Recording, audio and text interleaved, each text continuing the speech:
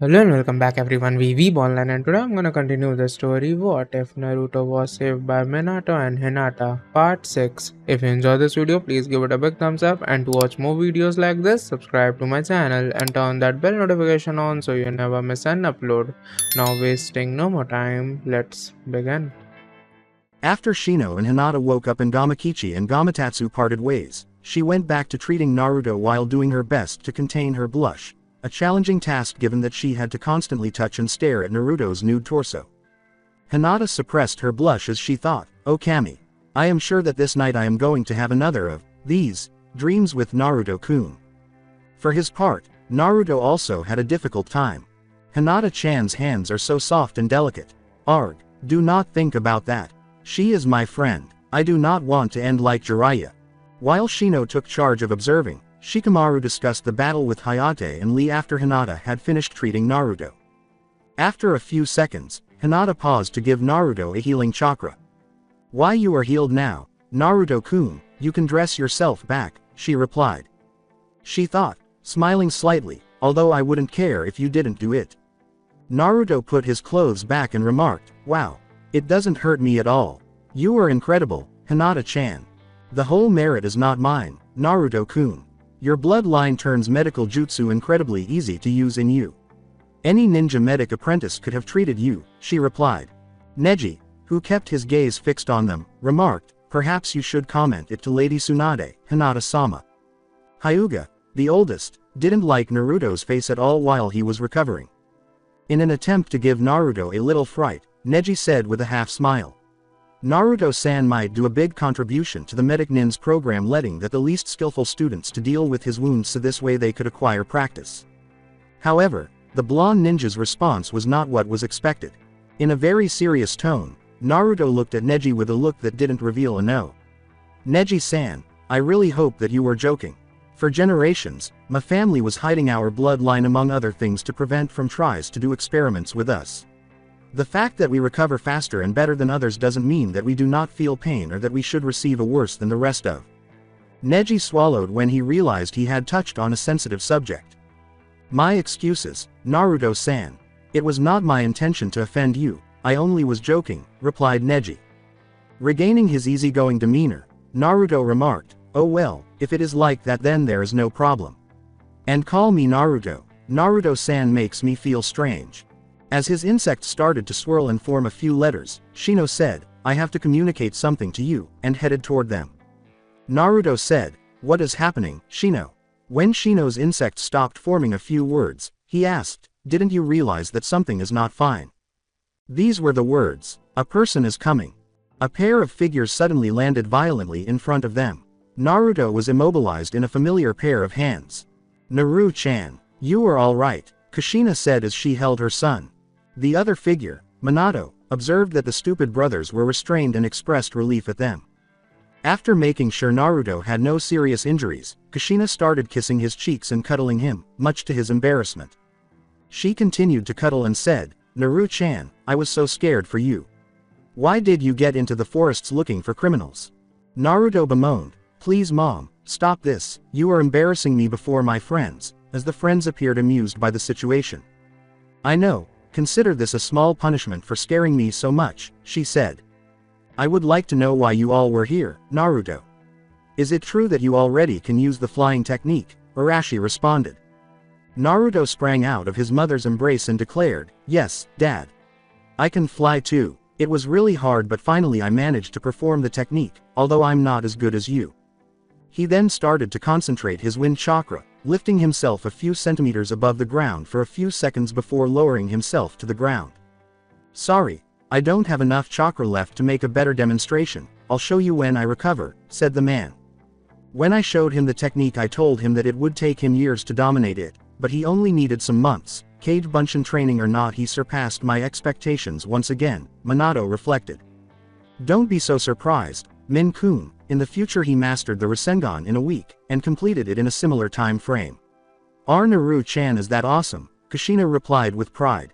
With a nod, Minato connected to the rest of his team via an intercom. Hiyashi asked, "Do you have any news?"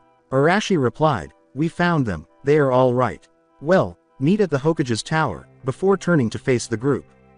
Let's go back to Konoha. You'll explain what happened there. They later meet Jiraiya, Sunade, Iruka, the other recent graduates, their respective parents, and the Hand of Death at the Hokage's tower. The new ninjas were nervous because they thought they had been caught doing something wrong and would now face consequences. This was particularly true in the cases of Sakura and Ino, who had never received punishment before. Iruka and Jiraiya gave them a serious look. Jiraiya demanded, "All right, tell me what you were doing in the forest while so many criminals were hanging around." Naruto gave Jiraiya a displeased glance. "Don't treat us like it was our fault, we were just following your own orders. When you informed the village about the prison break, you ordered all available ninjas to help in the raids. If you didn't give us the headbands and make us believe that we were already ninjas, we would never have gone to the forest," said Naruto. Following Naruto's tirade, his fellow graduates began to murmur in agreement with him.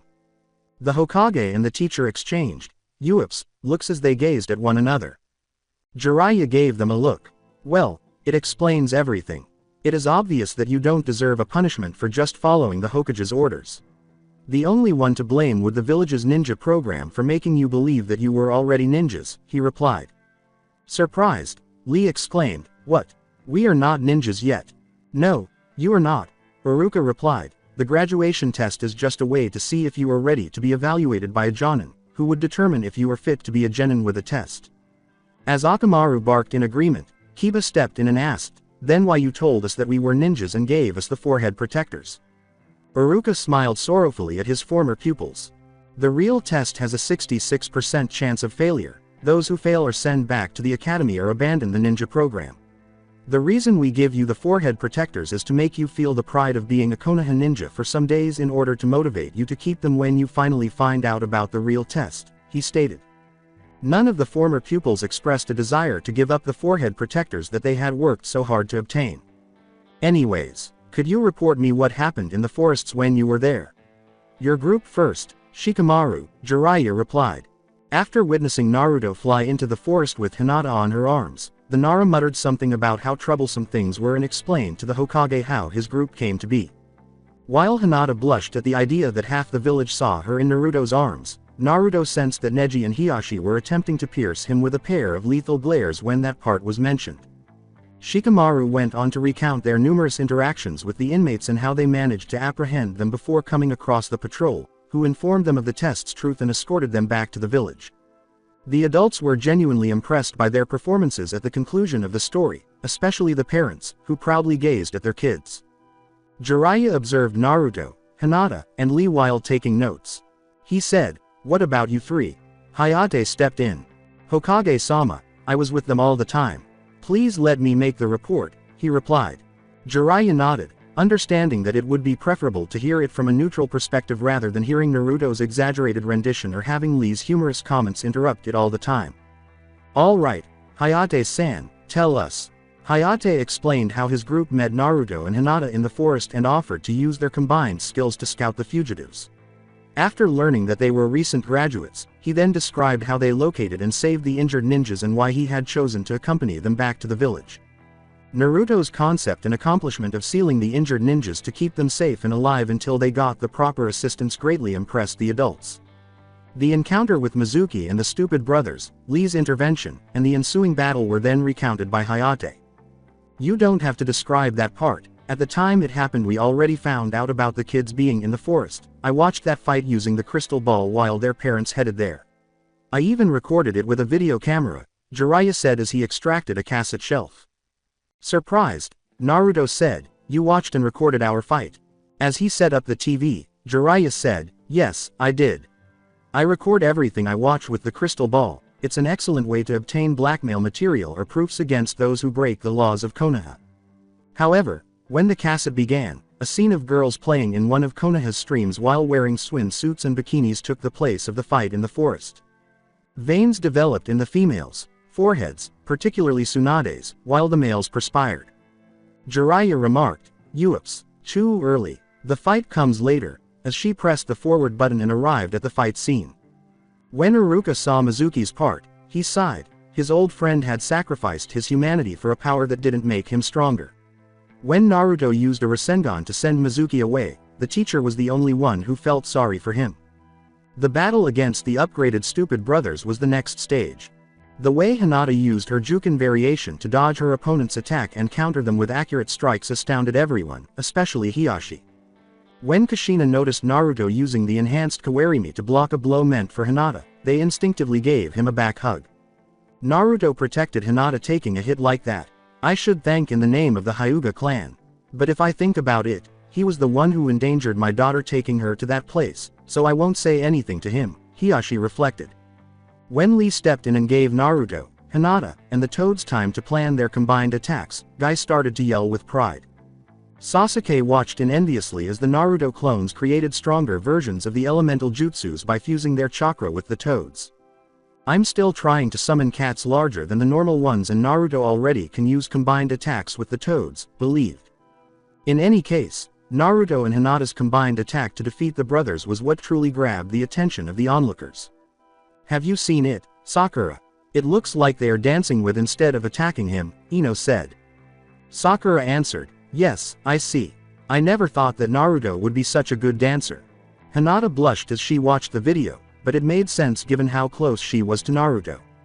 Kushina grinned and said, it appears that the training sessions I planned for them served purposes other than matchmaking. However, Hiyashi was most impacted by the attack. Minato's boy found a way to effectively destroy Tenketsus. When the elders find out they will put more pressure with the plan, said Hiyashi. His expression was grave as he gazed at his daughter. Hinata, is it true? Is it true that this combined technique can destroy Tenketsus? He inquired. Hi, Chu-san. The brothers' extra Tenketsus that gave them their regeneration powers were destroyed by that technique, she replied. Neji stepped in and said, I can verify it, Hiyashi-sama. Upon examining the brothers' chakra networks, I discovered the extra Tenketsus had been destroyed, rendering them completely useless and beyond repair. Hiyashi said, I see. I thought, now there's another reason to stick to the plan. The scene where a furious Naruto beat the brothers until they gave up was shown at the end of the video. Kiba thought, Naruto is scarier than my mom when he's angry.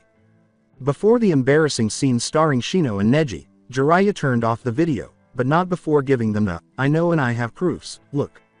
Neji and Shino swallowed. They were now totally dependent on Jiraiya. The pervert turned to face everyone.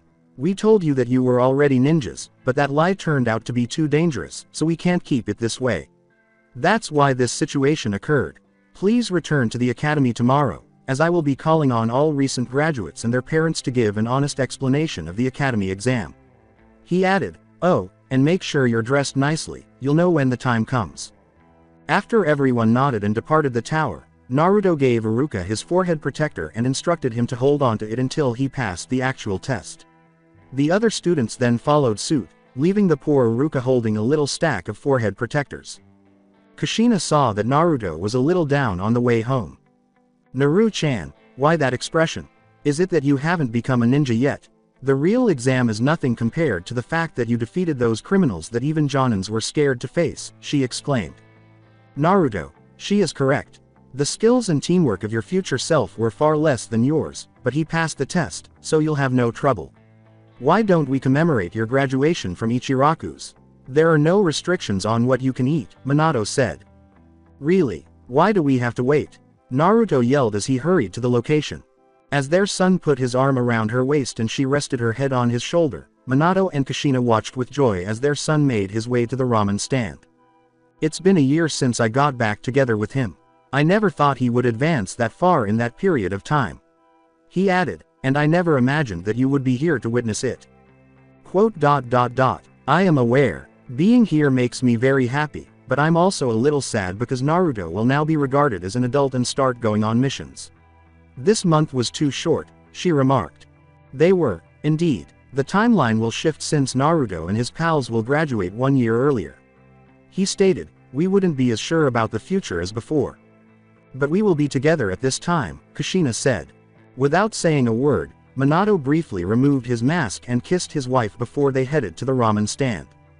Day after, the Yondaime Hokage, Jiraiya, called the new graduates, their parents, the counselors, the teachers, and a number of other village personalities to the academy's largest classroom. With Sunade and Sarutobi at his sides, Jiraiya entered the room, turned to face the audience, and started speaking. I appreciate you coming. It is my understanding that you are aware of yesterday's prison break. Jiraiya described the events of the previous day. While some of the graduates from the classes of Neji, Tenten, Haku, and Lee were shocked to learn that they were not ninjas, others were more impressed by the fact that some of the new graduates had defeated such formidable criminals. Jiraiya's speech was coming to a close. We won't continue to make the students think they are ninjas after they graduate because of this. Let's move on to the special occasion. Jiraiya said, come here, Uzumaki Naruto, Hyuga Hinata, Maida Rock Lee, Uchiha Sasuke, Hyuga Neji, Haruno Sakura, Shikamaru Nara, Yamanaka Ino, Inazuka Kiba, Akamichi Choji, Aburame Shino, Tenten, and Sai. Ino and Sakura sent pleading glances to their respective parents, hoping for some support, but they only gave them neutral looks. Many of the students who were afraid of punishment headed to Jiraiya's location. Hinata attempted to read her father's face but was unable to extract any information. Jiraiya's expression was solemn as she observed the pupils.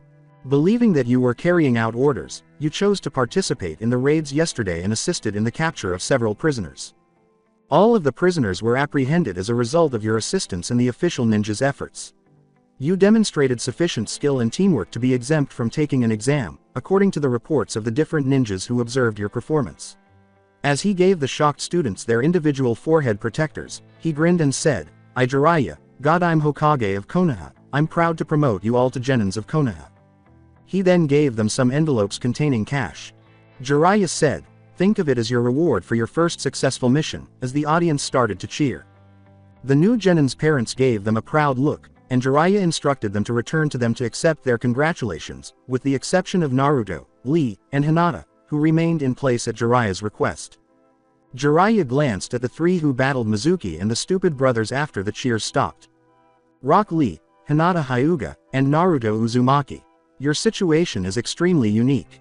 You had to battle opponents who were more capable than the average person, unlike your friends, but that isn't what matters.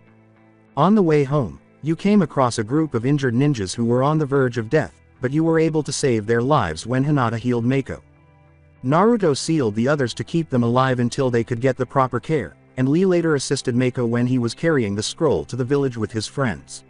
Furthermore, rather than leaving Hayate to face his formidable foes alone, you decided to fight alongside him.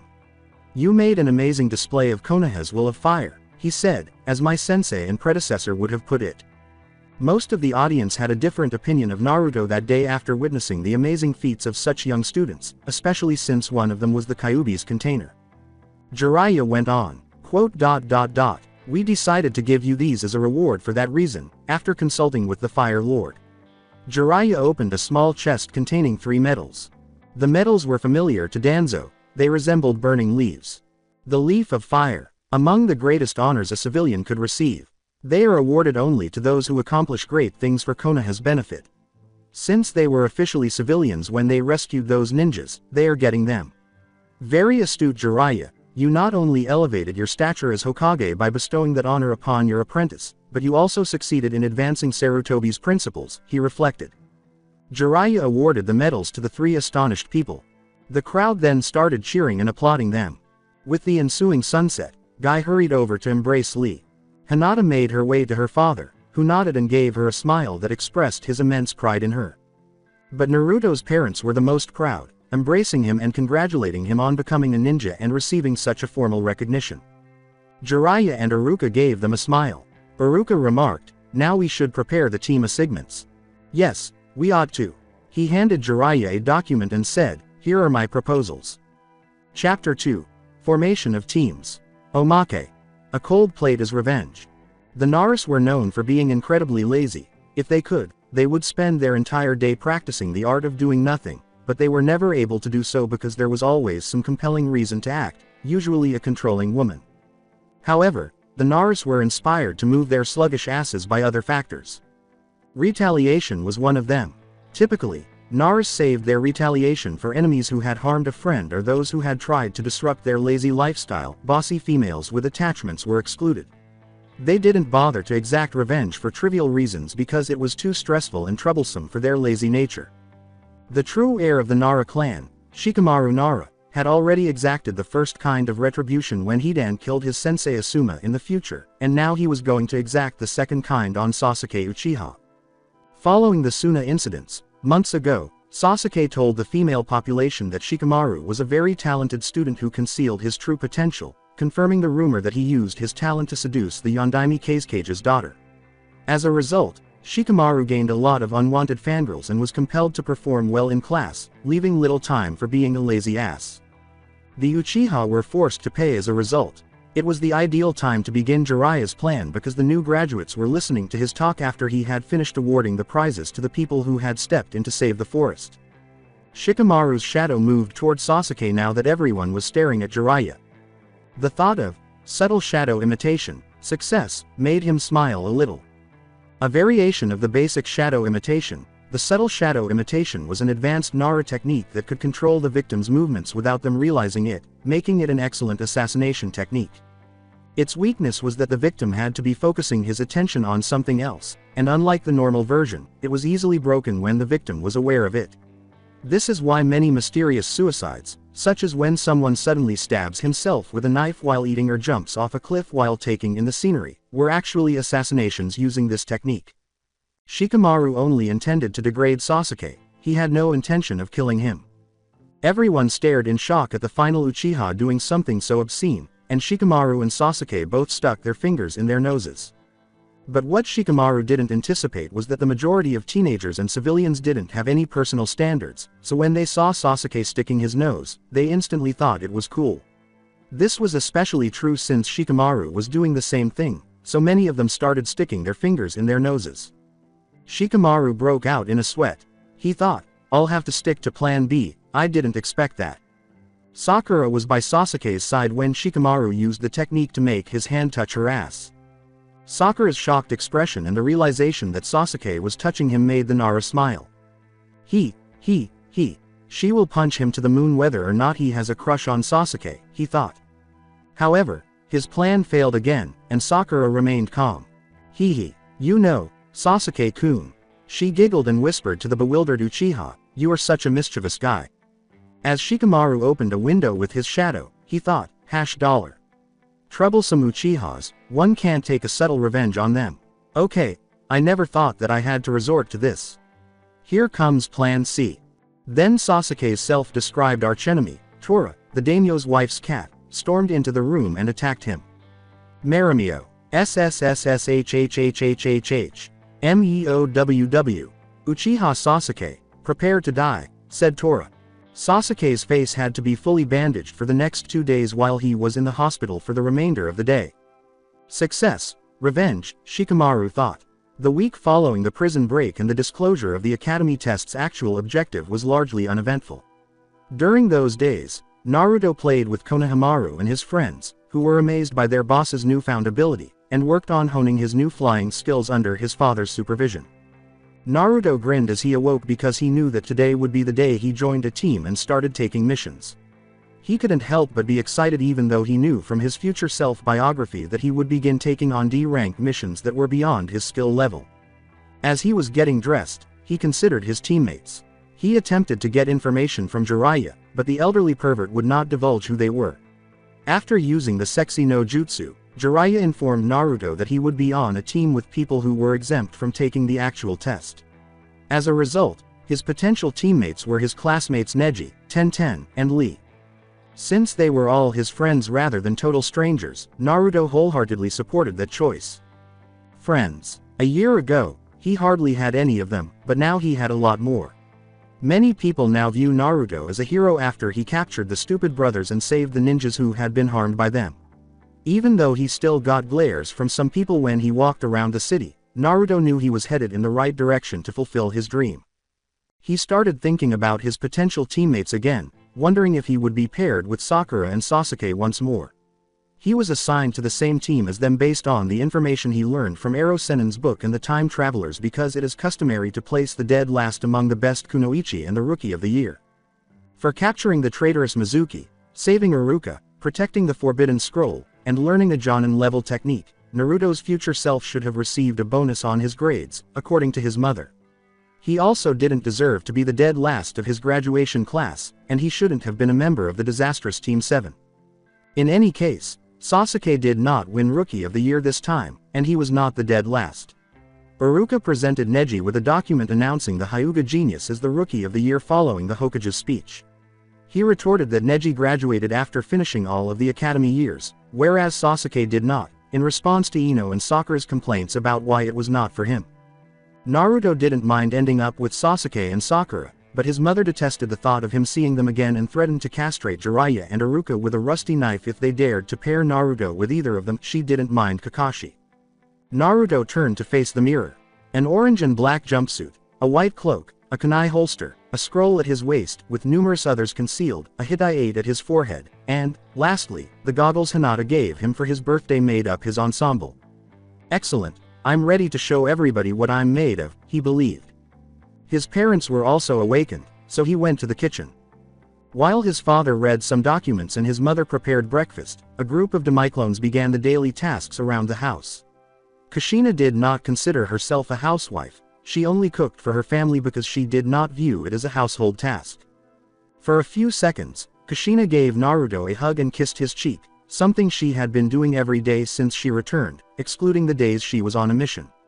Naruto, of course, loved those expressions of affection. With a smile, she said, "Good morning, Naruchan." "Good morning, Mom, Dad.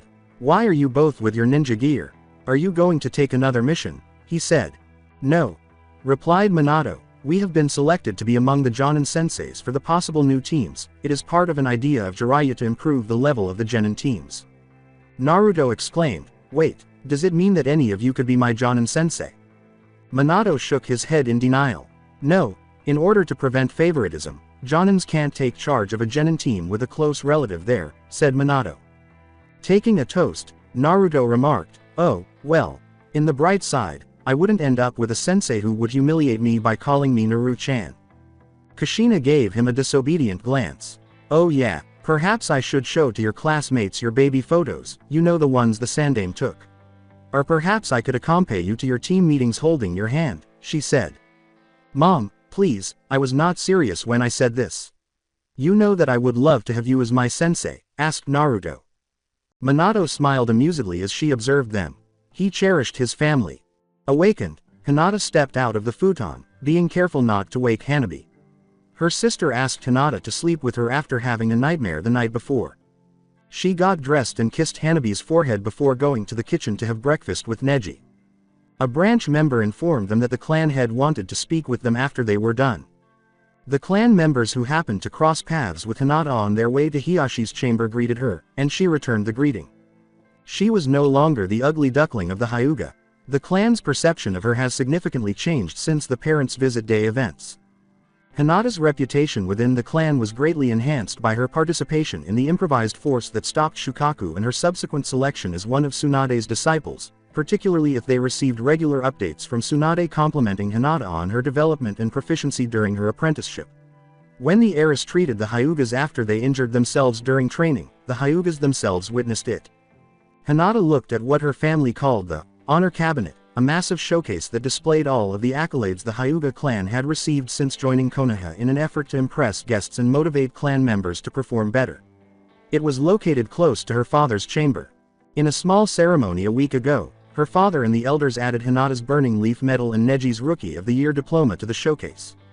Hiyashi congratulated them for bringing honor and prestige to the clan and mentioned that Hinata was the youngest to receive the Burning Leaf, which made her blush even more when her clan members started congratulating her. Hiyashi was waiting for them in the chamber when they entered. He uttered, "Ah, Hinata, Neji. You arrived. Chu-san." Hiyashi-sama, sitting upright, they gave him a focused look. Hiyashi said, "Hinata, Neji, I was supposed to give you this talk once you passed the test made by your senseis, but now that you are exempt to take the exam you'll receive it now," he stated. For the next few minutes, he reminded them that they had to protect their Byakugan at all costs, explained some of the risks they would be taking, and reminded them that they had a responsibility to represent both Konoha and the Hyuga clan in front of the world.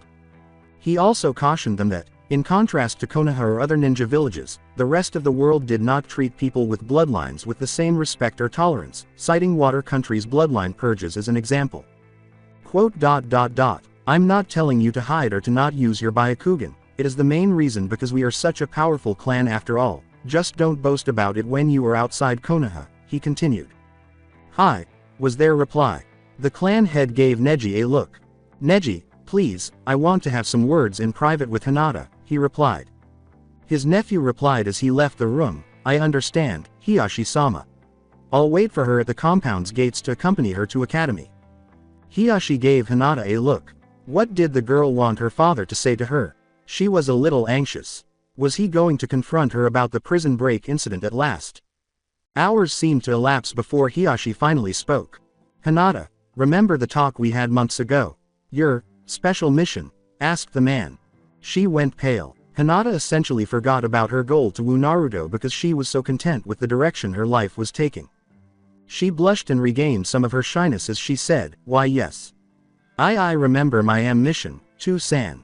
Hiyashi forced a grin. Excellent, Hinata. As I told you, in the first part of the mission you were supposed to get closer to Naruto and become a close friend of him until you graduated, something that happened a year earlier than we expected, he replied.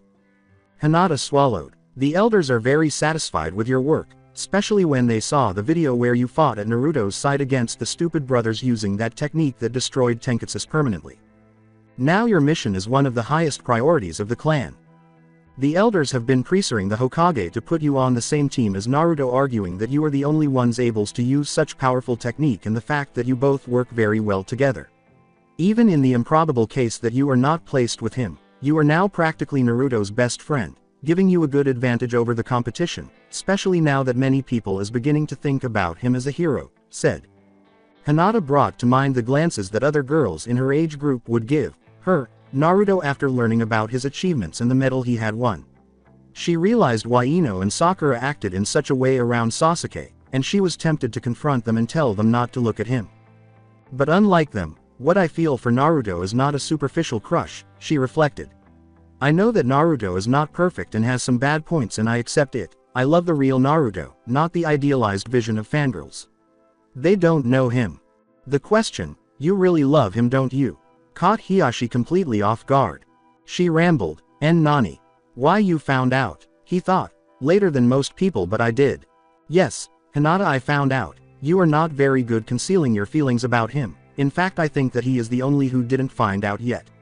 It must came from his father's side. Minato was as oblivious as him when he became a war hero and had half the female population of Konoha after him, Hiyashi laughed. The embarrassment made Hinata flush, but she remained silent. Her father made the decision to console her. The truth is that I'm happy that you fell in love with him. You don't have to sacrifice your own happiness. You don't know the weight that was taken from my shoulders when I found out, he said while placing his hand on her shoulder. Hinata gave him a startled look. She said, "Are really you care about it?" He gave a nod. Yes, I always cared about you. It is just that I never was good expressing my feelings. According to the Hyuga traditions it is a virtue because it gives us advantage over our enemies but it leaves us unable to express our feelings properly to our own family. You never had that problem but for that same reason I used to think that you wouldn't be a good Hyuga but I realized that I was wrong and apologized to you, he stated. He didn't allow her to interrupt him when she was about to tell him that it wasn't necessary. Don't excuse me, I was not a good father. I realized it when I saw how happy you were when Naruto is near you. I never saw you so happy since your mother was alive. Making you happy should have been my duty as a father and I failed you. No discussion, he replied. San. To relieve some of the tension, Hiyashi chose to tease Hinata a little. With a cunning smile, the person said, "Tell me, Hinata. When did you fall for Naruto? When did you realize that you loved him?" She answered gravely, since he was shunned and hated by the villagers before his father appeared. He was surprised by that response. I began to notice Naruto when he performed poorly at the academy and he was told that he wouldn't be a good ninja but instead of giving up he continued to try again and again until he achieved his objective or he fell from exhaustion just to get up and continue trying, she continued. Hiyashi paid close attention as Hinata went on with her conversation. And no matter what the others thought or said about him or his lack of help, he kept looking forward with certainty that someday he would be Hokage and would be acknowledged by the village. This is what made me take notice, his indomitable spirit. At first it was just admiration but when I discovered more things about him I began to develop feelings for him. T-Tusen, when you told me that I had to seduce him, a part of me was very happy for the clan approving me having a relationship with Naruto, but I was also angry because they only see him as a way to gain power, not because he was a great person who would die happily to save the village, she said. Hiyashi was stunned by Hinata's bravery, which he had not anticipated from his typically quiet and kind daughter. He spoke a few seconds later. Hinata, you are right. Nani? She inquired, startled. I said that you were right. Our clan presumes to have the best eyes and a complete sureness about how things work, but you managed to see a rough diamond that the rest of the village, including us, ignore until his father appeared and began to carve him. You proved to me that you deserve to be the heiress of the clan with your insight. I don't care about the plan, I never did. The Uzumakis are our friends and this clan has no right to take away what is theirs, screw the elders. Hinata, go after Naruto, but not because it would be good for the clan, just because you love him. I will find a way to stop the plan when the time comes, he replied. Hinata unexpectedly gave her father a hug. She was on the edge of tears as she said, thank you, Daddy. This is one of the happiest days of my life.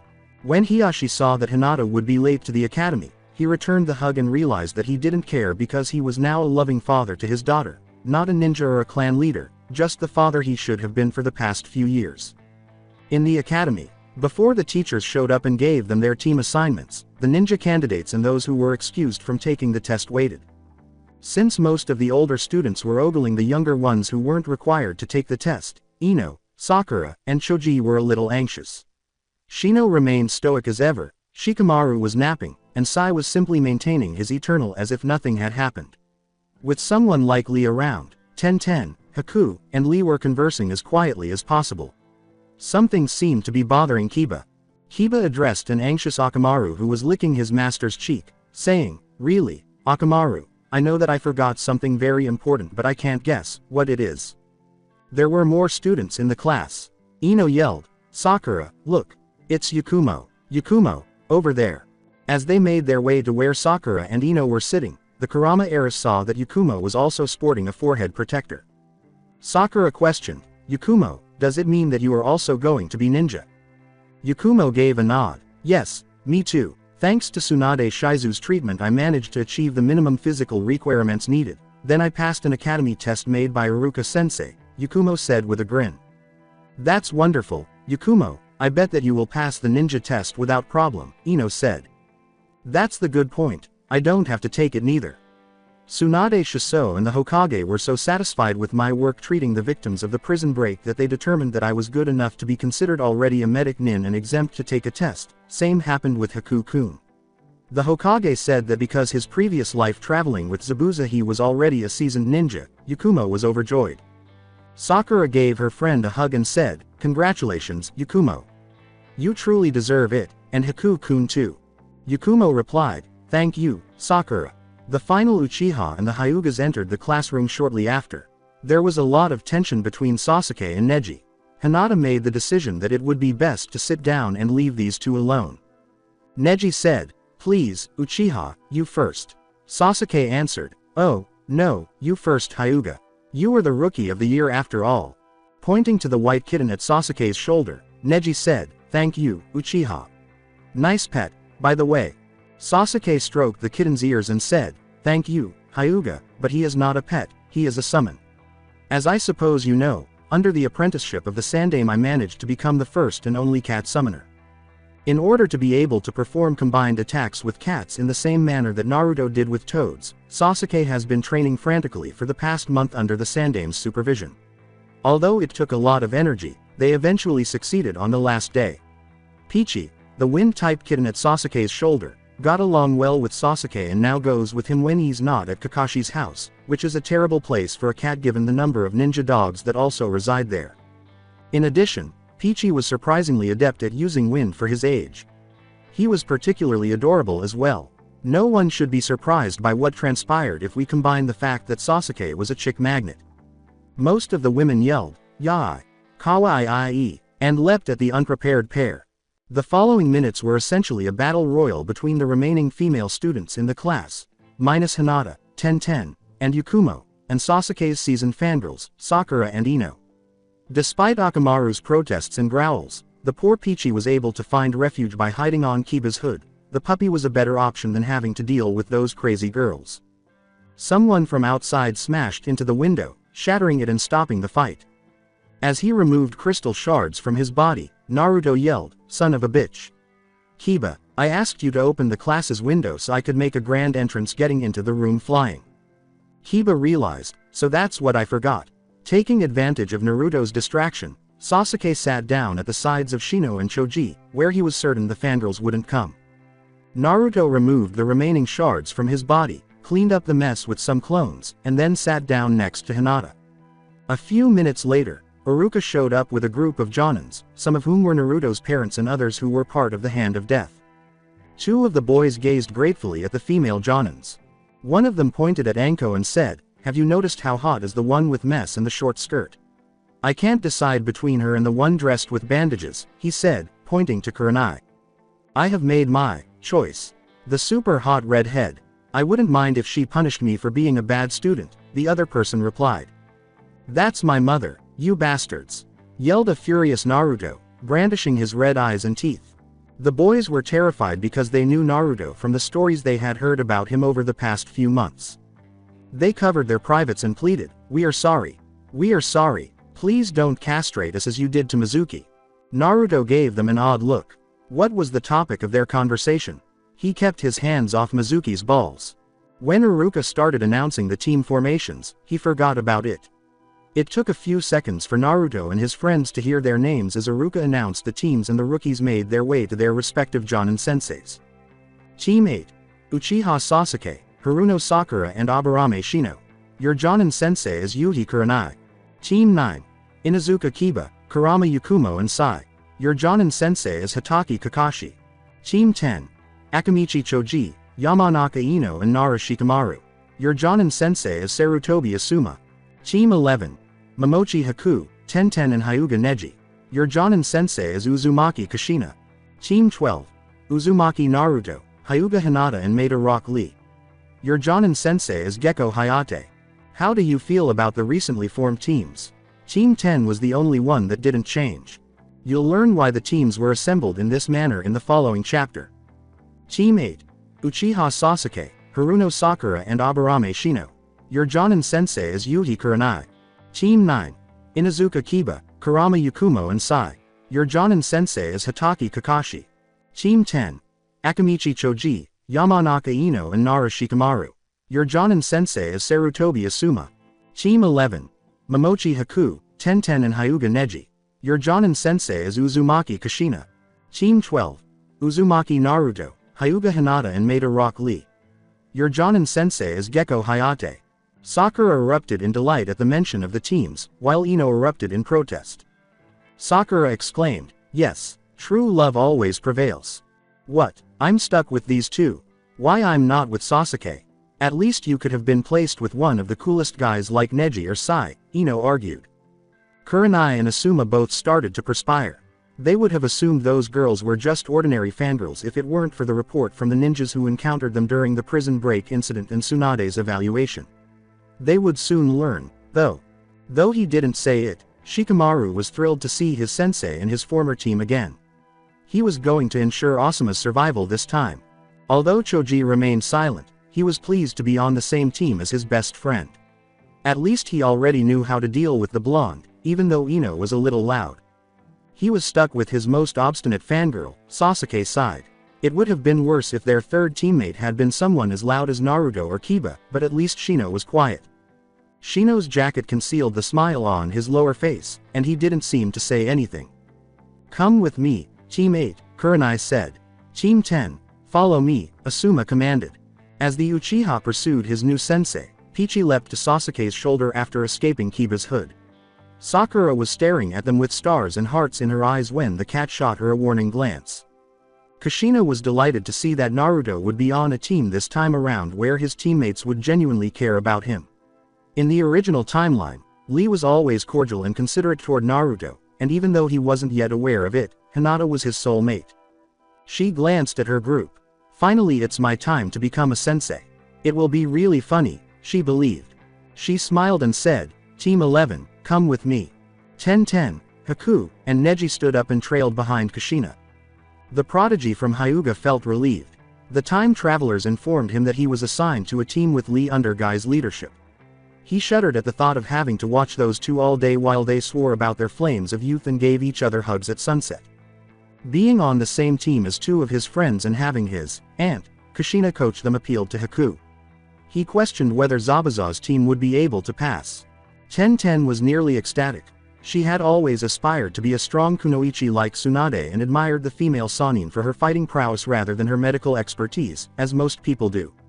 Since it was extremely uncommon for kunoichis to outperform most men in disciplines like taijutsu, ninjutsu, or chakra reserves like Sunade, Kushina and Anko's demonstration of strength during that TV broadcast was a very appreciative surprise for Ten.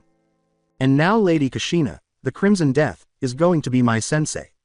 According to rumors, Kushina is the woman with the greatest chakra capacity in Konoha's history, she said. Hayate glanced at Lee, Hinata, and Naruto. They appeared to be quite pleased with the selection made by their team, especially Hinata, who was giving Naruto joyful glances. He recalled his discussion with the Hokage after he was informed that he would be responsible for them.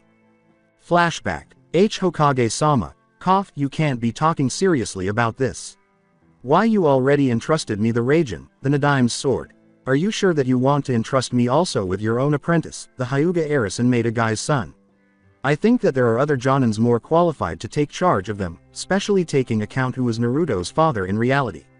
For example, Kakashi attempted to say Hayate. No, Jiraiya replied, the decision is already taken. During the incident you four proved that you work very well together, and I learned by personal experience to not alter something that already works fine, but it is not the only reason you were chosen to be their sensei. Hayate questioned, what is the other reason, Hokage-sama? Those kids had to endure sorrows similar or worse than yourself when you were at the academy and people told you that you should give up being a ninja because your bad health, Jiraiya said. Hayate remained silent. Reminiscences of those terrible times when he was the last person in his class because he was unable to complete the bare minimum of physical activities due to his terrible endurance, and the majority of the girls in his class were more resilient than he was. The majority of people viewed him with suspicion, but the worst were those who felt sorry for him. His own parents and his friends Genma, Aoba, and Hyuga were the only people who had faith in him. He was able to graduate from the academy by using his remarkable observational abilities and training acquired skills to make up for his lack of endurance. He discovered that he was talented with a sword after becoming a genin, and he trained to become one of Konoha's most proficient swordsmen. That was demonstrated by the entrustment of the Nadaime's sword to him. Hokage-sama, could explain it to me what happened to those kids, he said. Jiraiya gave a nod. First there is Hinata Hyuga. She, being such a gentle and shy person, had the bad luck to be born as the heiress of the Hyuga clan, a family where being shy and gentle are unwanted traits. She also had the problem that she couldn't adapt properly to Jukin because her water affinity, something that she began to fix months ago with hard work successfully and managed to become one of Tsunade's most promising students and gain her family's acknowledgement, Jiraiya continued. Hayate continued to listen. Then there's Lee's case. It is medically certified that he is unable to use ninjutsu nor genjutsu, and his taijutsu was mediocre at best before Guy adopted him and helped him to achieve his dream to become a good ninja regardless his limitations. Now, thanks to his countless hours of hard working and his adoptive father's support, Lee's taijutsu surpasses most shunins and he is now one of the most promising ninjas of his generation, said Jiraiya. Lee is unable to use ninjutsu nor taijutsu. He is in an even worse situation than I was, said Hayate. Finally there's Naruto. He, who was supposed to be considered a hero, was treated almost like he had the plague. No parents, almost no friends. He was completely alone for most his life. Nobody should be surprised that he was the dead last of his class if he didn't have anybody to help him with his studies or to motivate him to take them more seriously. In order to gain attention he became the class clown and made pranks to gain attention. Because the same reason he was hated, he had too much chakra. The academy's chakra control exercises didn't work with him. He was the student with the greatest potential ever seen in the academy and he was labeled as a failure. Now that his father returned and gave him the proper training, the village is beginning to realize Naruto's potential. But even if his father didn't return, Naruto would have shine among his peers, as all time travelers like me can attest, Jiraiya replied. Being a part of a village that treated the son of one of their heroes in such a manner made Hayate feel a little embarrassed. They ought to have honored the Yondaime's desire even if they were unaware of Naruto's ancestry. For that reason you were the best choice to be these young ninjas Jonin-sensei. You four had to surpass obstacles that were not your fault and endure negative opinions that told you to give up. You four managed to surpass those obstacles and stand out over your peers. You four know the value of hard work better than anyone else. You four showed everyone that you are a team when you defeated Mizuki and the stupid brothers. Even if you didn't coincide in that incident and were forced to work together, I would have put you together in the same team, Jiraiya said. You convinced me, Hokage-sama. I'll do my best to be the best teacher possible, these kids deserve it, Hayate said. Final flashback. Hayate was excited to be their teacher now that he had no more questions about his future team. He gave them a call. He said, Team 12, please follow me. Lee got up and exclaimed, Yosh. We are at your command and ready to show the world how bright are our flames of youth. Then, although Naruto remained silent, it was clear that he was happy with the selection of his team. He couldn't explain why, but he felt somewhat relieved to be on the same team as Hinata. Hinata was happier to be on Naruto's team and was more certain of her feelings. Lee's enthusiasm was a wonderful contrast to the structured and methodical life she led at home, so she was also happy to have him on her team. All of the graduates soon left the class, with the exception of 2 boys, a girl, and a dog. An hour went by. Kiba exclaimed, where's that Kakashi guy? Yakumo said, I don't know, probably something delayed him. As he got his drawing supplies ready, Sai suggested, perhaps we should prepare him a welcome reception. Kiba said, man, you spend too much time with Naruto, but I'm with you, and Akamaru concurred. Yakumo asked, do you think this is a good idea? He requested it, Kiba stated. It was another hour before Kakashi showed up. That day, the copy nin discovered that it is not a good idea to urinate on a girl who can make you think, a boy with a dog whose method was to urinate on their targets, and a pale boy who can make his drawings come to life. Other teams apart from the exempt ones took their exams while Team 9 prepared the welcome reception for their sensei. Afterwards, at the office of the Hokage was receiving reports from the Jonins regarding their teams.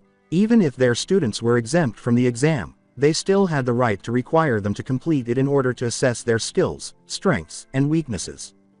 Team 1's sensei, Aoba, stood up and presented his report. The statement, Team 1 failed, was his own. Team 2's sensei, Ebisu, stood up. He claimed that, Team 2 failed because they lacked teamwork. Team 3's sensei, Genma, stood up. Team 3 failed, they didn't have enough guts, he stated. Team 4's sensei, Arashi, stood up. Flashback. Arashi examined his potential pupils, paying particular attention to 2 boys. I noticed that you two seemed to be discussing with the blonde boy with whiskers marks, what was going on, he said. Oh, that, we were just commenting how sexy were some of the Jonin kunoichis and he got angry at us because one of them happened to be his mother, one of us said. Arashi intervened on behalf of the boys. With a perverted expression, Arashi placed his hands over the boy's shoulders and said, who? The hot red head with the adjusted outfit. A girl from Sunade's medical program, who was part of the group, gave them a disgusted look. She thought, crap, I have 3 perverts on my team. The other boy exclaimed, yes. That one, she is a real MILF. She is my wife, Arashi declared, losing his upbeat demeanor and tightening his hold on the boys. There was a sense of murderous intent coming from Arashi. The 2 boys were on the verge of urinating. Arashi gave the boys a look. You have 2 options. I can punish you using my Jonin-level techniques and send you both to the hospital, or you can punish each other. What's your decision? He said. For a few seconds, the terrified boys weighed their options. One said, I prefer to fight. The other said, I agree. For the next few minutes, Arashi and the girl watched as the boys engaged in combat until it ended in a draw. Arashi waited until the girl finished treating the boys after she had gone to them. Looking at the boys who had been healed, Arashi remarked, tisk, tisk.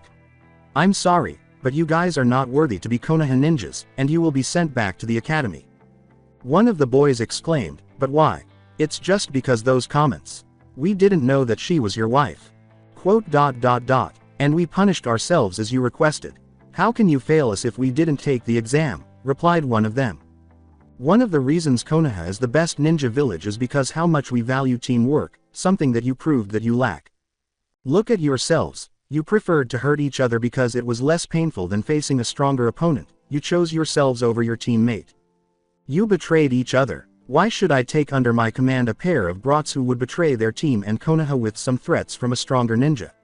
The only one who proved to be fit a Konoha nin was your other teammate, who attended your without my request, but because teams have to approved as a whole, she fails because your fault, Arashi stated. The boys were so embarrassed that they removed their forehead protectors and expressed their regret to their teammate for causing her to fail. In order to ensure that the boys learned their lesson and that the exam would be approved the following year, Arashi did not inform them that she had previously received Tsunade's approval and that she would be sent to work in Konoha's hospital as a fully qualified medic nin. Final flashback. The statement, Team 4 failed, was his. Team 5's sensei, Anko, stood up. Flashback. Anko turned to face his victims, potential pupils. All right, brats, your exam is very simple, just an information gathering mission. You see, I want to buy a dress for my friend Kushina for her birthday in a few months, but I don't know her exact size or her measurements. That's your exam. Get me Kushina's measurements and you pass, Anko replied. One student questioned, are you talking about Kushina Uzumaki, the Crimson Death? According to Anko, yes. The same Kushina Uzumaki who is Naruto Uzumaki's mother and is married with Arashi Uzumaki, the Black Angel, stated another student. According to Anko, yes. The same Naruto Uzumaki who neutered Mizuki and fought the Shukaku, and the same Arashi Uzumaki who executes traitors using their own forehead protectors and kills counselors, replied the third. According to Anko, yes. Final flashback. Team 5 failed. They said that they were not ready for that exam, stated Anko. Guy, Team 6's sensei, stood up. Flashback. Guy turned to his pupils. So you are going to be my youthful students. Excellent. If you manage to pass my test you will become Konoha ninjas and you will be under my command. I'll show you how bright are the flames of youth and you will receive youthful green suits like mine. Isn't wonderful, said Guy. The hopeful genin considered their options. They would be forced to live with that man for a number of years until they were all chunins if they passed. After only a year in the academy reviewing lessons, they would be assigned to a different sensei if they failed. Final flashback. Team 6 failed. They didn't seem motivated at all, it looked like they wanted to fail, Guy said.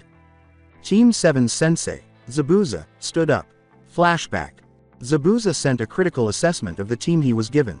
I hadn't been since the times of the 7 swordsmen. Those brats seemed more motivated than these ones, especially Suigetsu, who used to claim that he would defeat us all and get our swords. Enough thinking, let's go with the introductions, reflected. Hello, brats, my name is Momochi Zabuza and...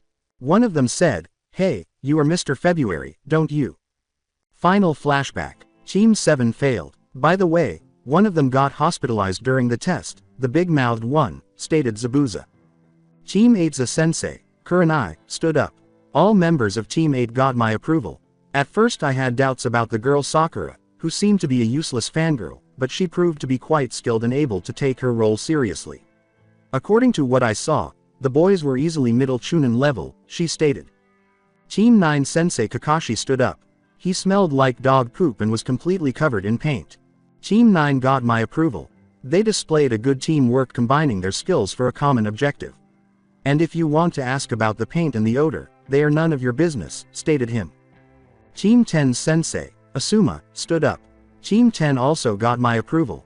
Besides Ino's whinings about not being with her Sasuke-kun, all members of Team 10 proved to have exceptional skills and a teamwork that I only saw in teams who worked together in years, he stated. Team 11's sensei, Kushina, stood up.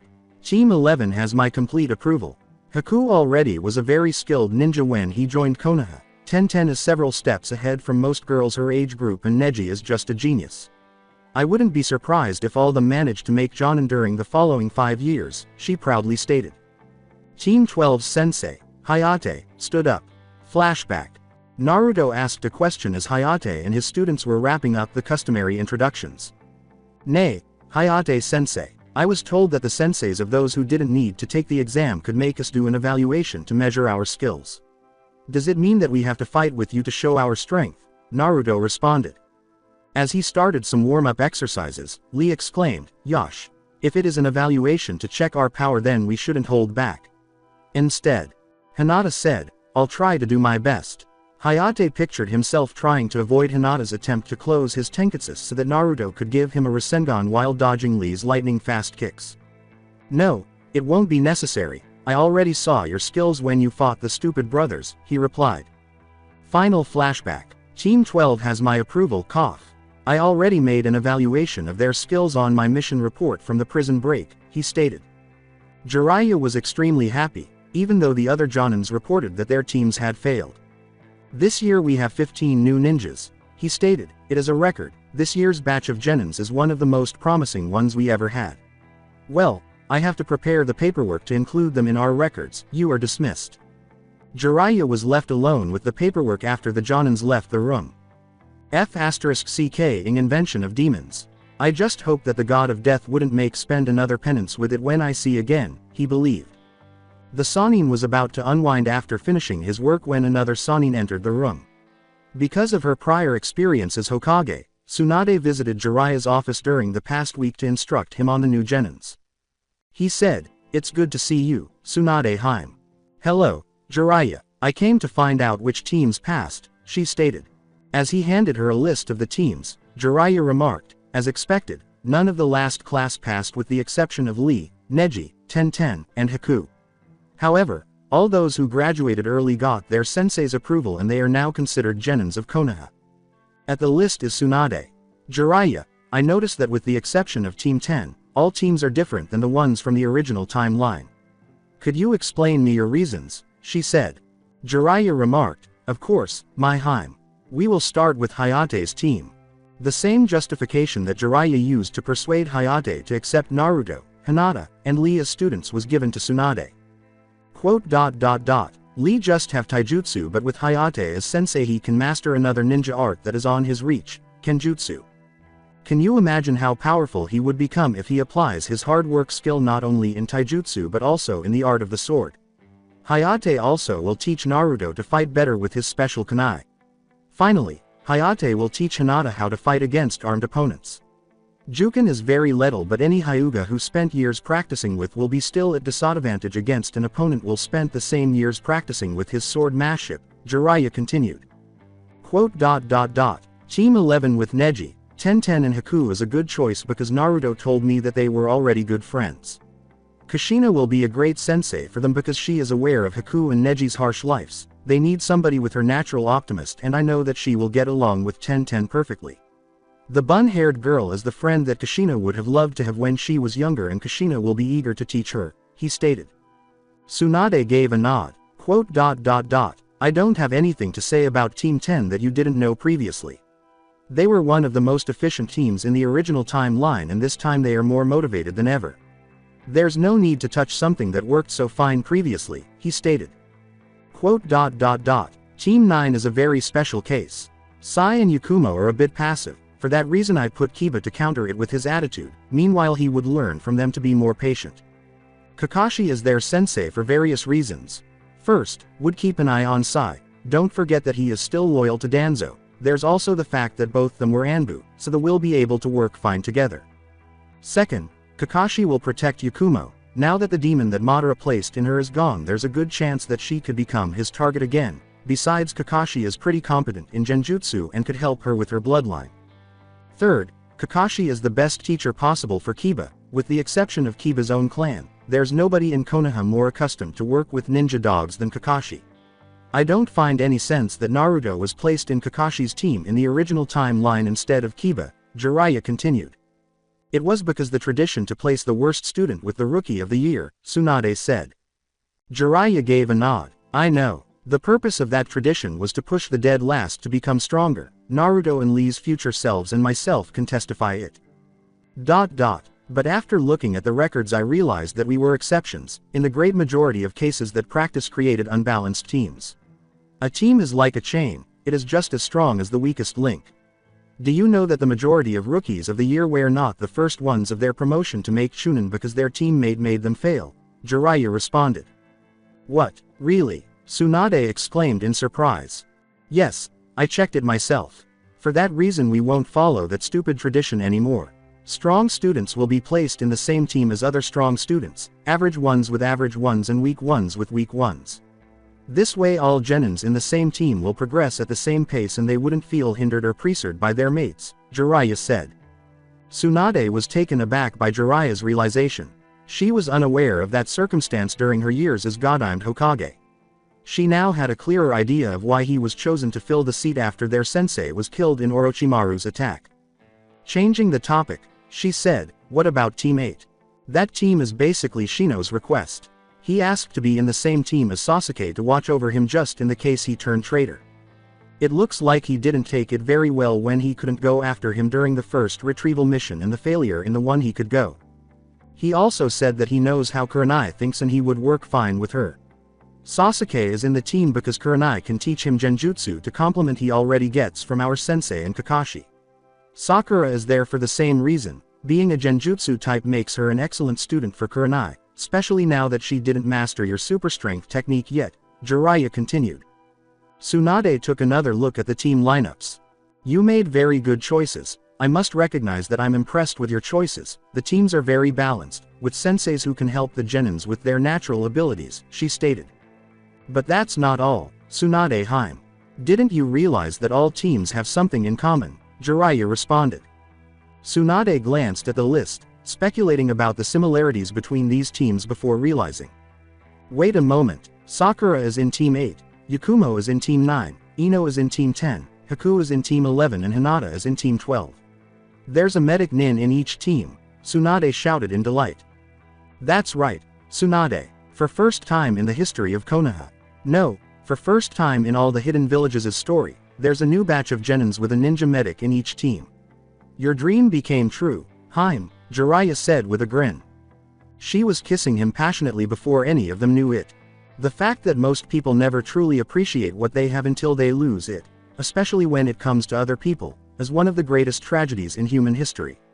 When a friend who was always there for someone else is abruptly taken from their life, the person who was always there for them quickly realizes the impact that person had on their life and the feelings they had for the friend who was gone.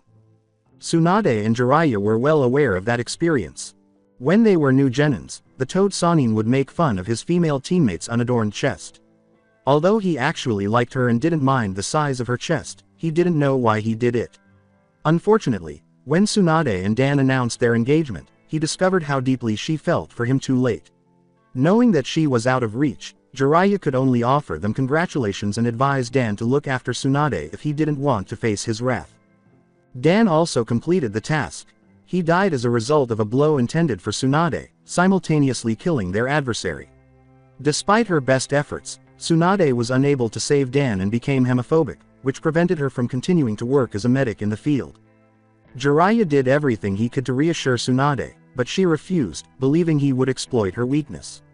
Ultimately, she and Dan's niece Shizune left Konoha altogether. In an attempt to forget about Sunade, Jiraiya eventually turned into a womanizer and a regular presence in the red light districts. Naruto's influence was required to bring her back. When Jiraiya failed to return from that mission to AIM, Sunade realized how much he meant to her. She did her best to maintain her composure until Naruto chastised her for being uncaring about his death.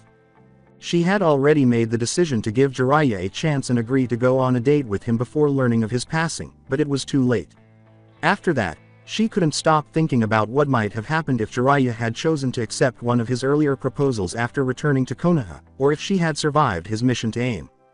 Following Jiraiya's resurrection, time travel occurred shortly thereafter. Sunade made the decision to postpone that issue until Jiraiya was accustomed to his new responsibilities as Hokage and his student Minato's recovery. He didn't require any interruptions.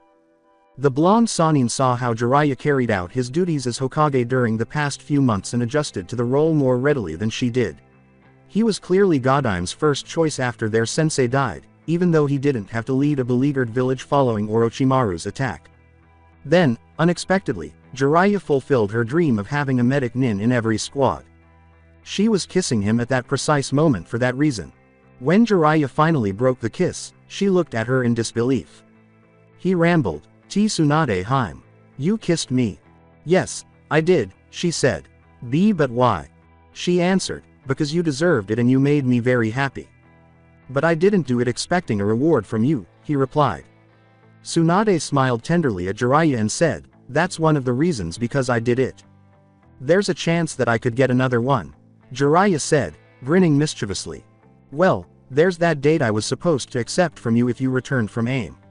You were there, so technically you did it, and I always pay my debts," Sunade replied with a chuckle. Jiraiya wanted to give himself a slap. That he forgot all about. "What about this night? I could pick you at 2000, Sunade Heim," he replied. Sunade pretended to think about Jiraiya's suggestion for a brief moment. Just because she was correct didn't mean she had to act like an easy girl. "Yes, this night will be all right, it will give me time to prepare myself," she replied. Rubbing his hands, Jiraiya said, "Excellent." Sunade said, "One more thing." Fearing that she had changed her mind, Jiraiya swallowed. Jiraiya, I'm not like those women of negotiable affection you are used to hang out with. I'm the last Senju, the Shodai Hokage's granddaughter and the Godaime Hokage before you. I won't agree to expend the date in any cheap bar, she said. "Don't worry, Sunade-chan, I consider you a princess and I will treat you like one," he stated. As she walked out of the room, Sunade said in a sensual tone, "We'll see.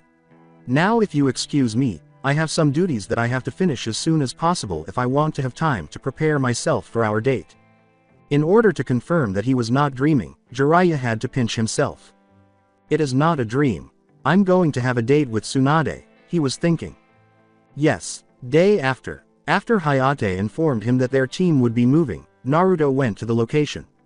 Hinata and Lee had already arrived. Lee, Hinata-chan, was his way of saying hello to his pals. The reply from Hinata was, "Hello Naruto-kun." "Hello Naruto," Lee said. "Today is first day as a team. What are we going to do? Will we do a mission or will we spend it training with Hayate-sensei?" said Naruto. "None of these by the moment," said Hayate as he revealed himself. "The Hokage wants to tell the new genins a very important thing. We will head to Training Ground 13. A little while later, Team 12 reached Training Ground 13, where the other new teams, aside from Kakashi's, were already present. Given that it was implied that Kakashi met his team only 15 minutes later, Team 9 arrived surprisingly early. "Do you know what happened yesterday? The Hokage himself came to my family's shop and bought a complete bouquet of the most expensive roses," said Ino. Sakura questioned, "Really? Who could be the lucky lady? I asked the same question myself, so I decided to follow Hokage-sama. Just to make sure that he didn't go direct to a trap or something like that, of course. It's a ninja's duty to keep our leader's well-being," Ino replied. Yakumo said, "Of course. And who was his date, Ino-chan?" Everyone was now listening to what they were saying, even Sasuke, who was mildly intrigued. They cried out, "It's Tsunade Shiso Nanatelis." "What? Ero Sennin and Tsunade Bachan? He said that he didn't like women older than 40, said Naruto. "It was her, I'm completely sure," Ino replied. "He took her to a ballroom that he hired only for themselves. There was also a complete orchestra that played Tsunade Shizu's favorite themes while they danced. Hokage-sama is a great dancer, by the way." Then a group of waiters appeared and prepared a table where they had dinner. With the exception of Kakashi, everyone was stunned. As Sakura asked, "What happened next?" Ino shrugged her shoulders and said, "I don't know, I just realized that I left the shop closed too much time and I had to return if I didn't want my parents to find out." Kurenai remarked, "I had no idea Jiraiya-sama could be so romantic." "Of course he is. Hokage-sama is a very talented writer after all, with thousands of followers in all elemental countries. His romance novels wouldn't sell so well if he wasn't a romantic person," replied Kakashi. So Tsunade finally decided to give Jiraiya a chance. "I hope that he would make the most of it. These two deserve each other," Kushina reflected. 5 minutes later, Jiraiya showed up with Tsunade, the Sandaime, and the Hand of Death members who were not in charge of any team. They observed that Jiraiya appeared happier and more at ease than when they had last seen him. Tsunade experienced the same thing. "Why are they looking at me that way?" Jiraiya pondered. "Never mind, they will have to worry for other matters soon." Jiraiya glanced at the teams after clearing his throat. "As you know, there have been some changes in Konoha's policies since my ascension to the post. For example, we started a medic nin program led by Sunade here present in order to have a medic nin in each team with the purpose to increase the survival rate of our ninjas. I'm very glad to see that we obtained results so soon," You are the first batch of genins with a medic nin in each team, Jiraiya said. Everyone was in agreement, and a lot of women saw Sunade grinning. Jiraiya went on with his remarks. Quote, Other change is the rebuilding of Konoha's police department, led by the Sandaime. We are doing it with a new test to those who failed the real genin test and offering those who passed it a position in the new force instead of waiting another year at the academy. Those who accept the offer would receive instruction to become police ninjas and later would have the chance to join the regular ninja forces. Regular ninjas also have the option to join it if they want to have a more sedentary work, Jiraiya said. Sasuke was already aware of it. He was hired as a new apprentice by the Sandaime, in part, to prepare him for Sasuke's eventual leadership of the police department. It was exactly what he needed for his mission. He would have to deal with his brother holding their father's job. But now Sasuke was unsure. Now that Kurenai was his official Jonin sensei, was he still an apprentice of the Sandaime? Although he was aware of Kurenai's high level of competence, he didn't think she could impart as much knowledge as the Sandaime. Sasuke was unaware that Naruto was thinking the same things about Jiraiya and Sunade, the medics ninjas. Quote, Finally there's a change that involves you all.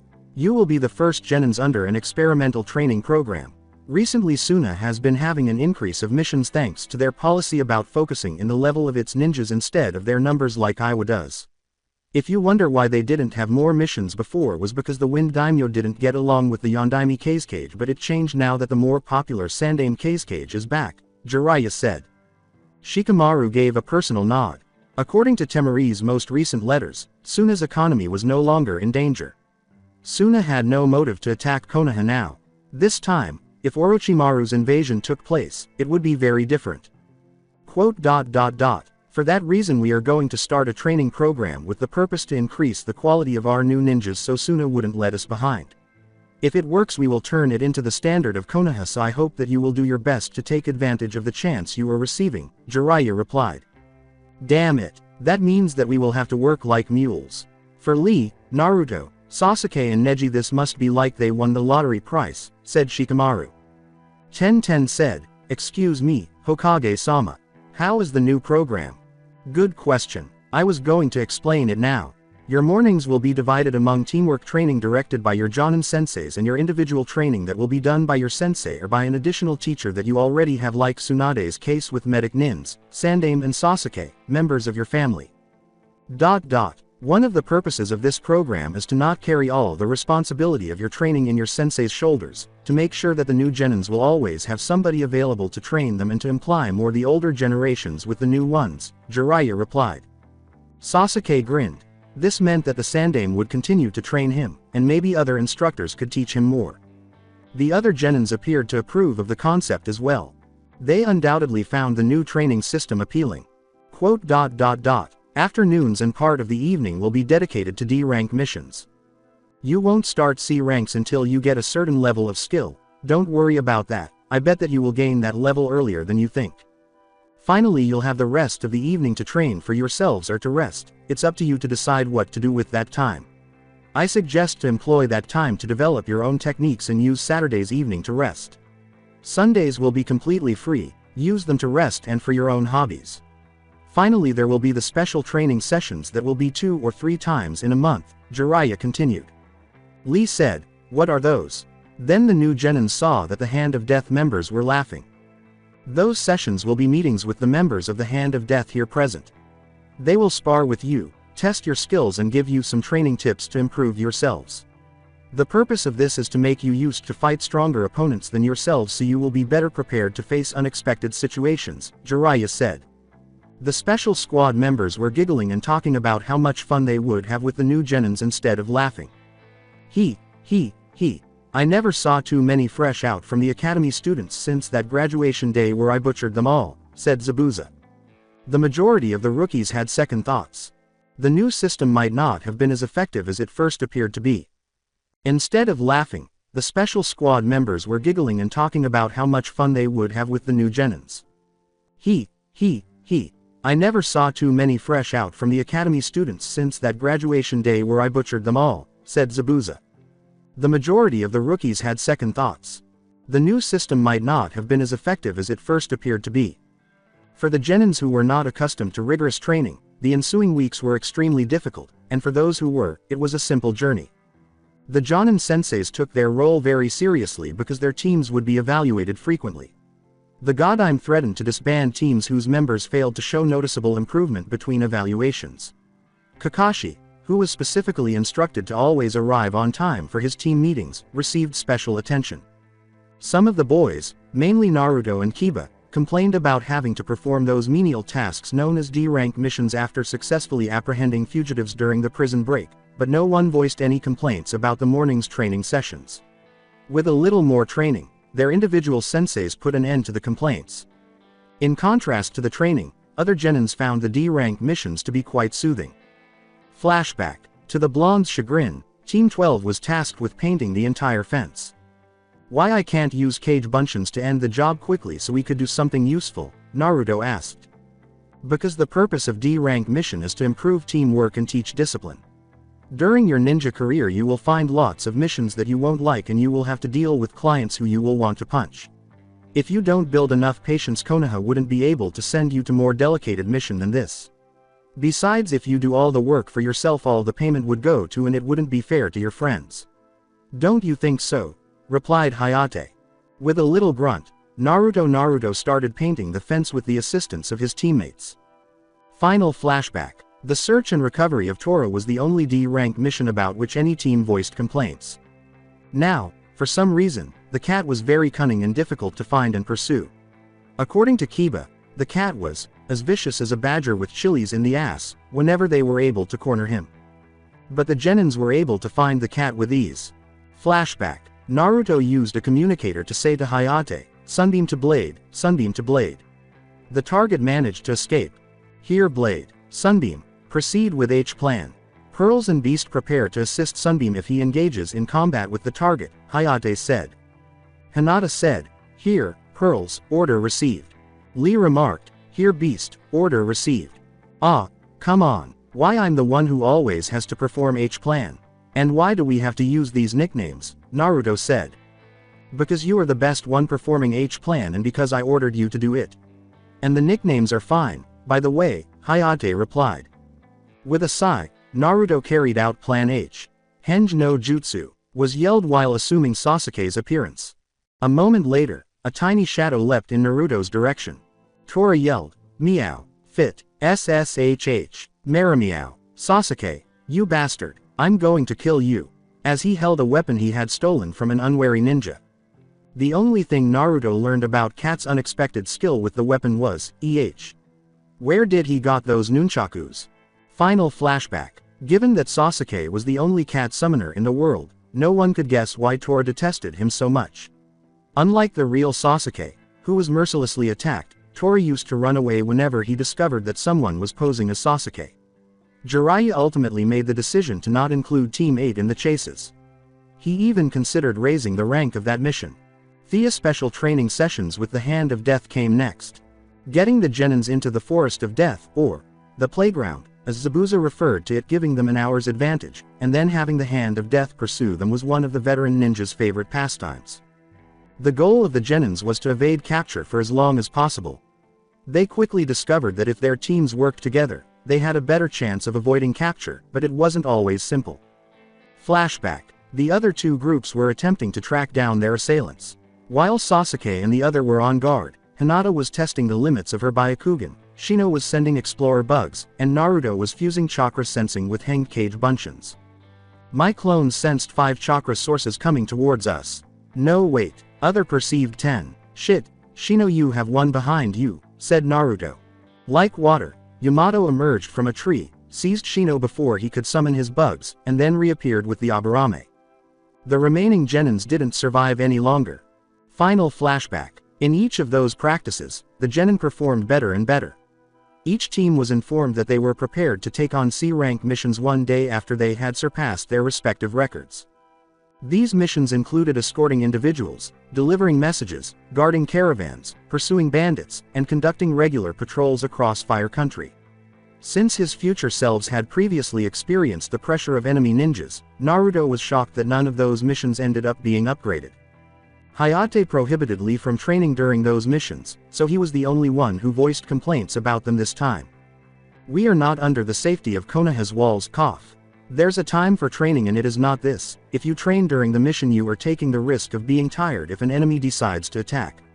Your main priority during a mission it's your team and the mission itself, not your training, Hayate said during the first C mission of Team 12. The Jonin started teaching his student Kenjutsu techniques while discussing Hayate and Lee. Hayate initially considered teaching Lee how to fight like a ninja too, but he quickly changed his mind after realizing that Lee's prior taijutsu training would be largely in vain. Hayate made the decision to teach Lee how to use ninja claws. With those weapons, Lee was able to combine the benefits of armed combat with his already impressive taijutsu. Ten, who was taught fuinjutsu by Kushina, was another individual who received training in a different art than taijutsu, ninjutsu, or genjutsu. Kushina was able to teach her student fuinjutsu by using Minato's knowledge of the art thanks to their connection. Although Kushina lacked Minato's experience and practice, she did possess the book knowledge, which did not imply that she was now a seal master like him. Finding the elemental affinities of their new students was one of the first things the Jonins decided to do with them. Many of them believe that rather than after the ninjas become shunins, this should have been done during the academy. The affinities of Naruto, Sasuke, Hinata, and Neji were already established. Water for Hinata, fire and lighting for Sasuke, wind for Naruto, and earth for Neji. Given his claims regarding the flames of youth, it was not surprising that Lee had a fire affinity. He received a startling response when he questioned why he was required to take it since they knew he couldn't shape chakra to perform genjutsu or ninjutsu. The fact that you can't mold your chakra doesn't mean that you can't transform it into your element. You did it by instinct during that day you got drunk, replied Arashi. Like most Abarames, Shino had an affinity for earth. If they hadn't discovered that Ino had a great surprise affinity for lighting, Sakura's earth affinity wouldn't have bothered her.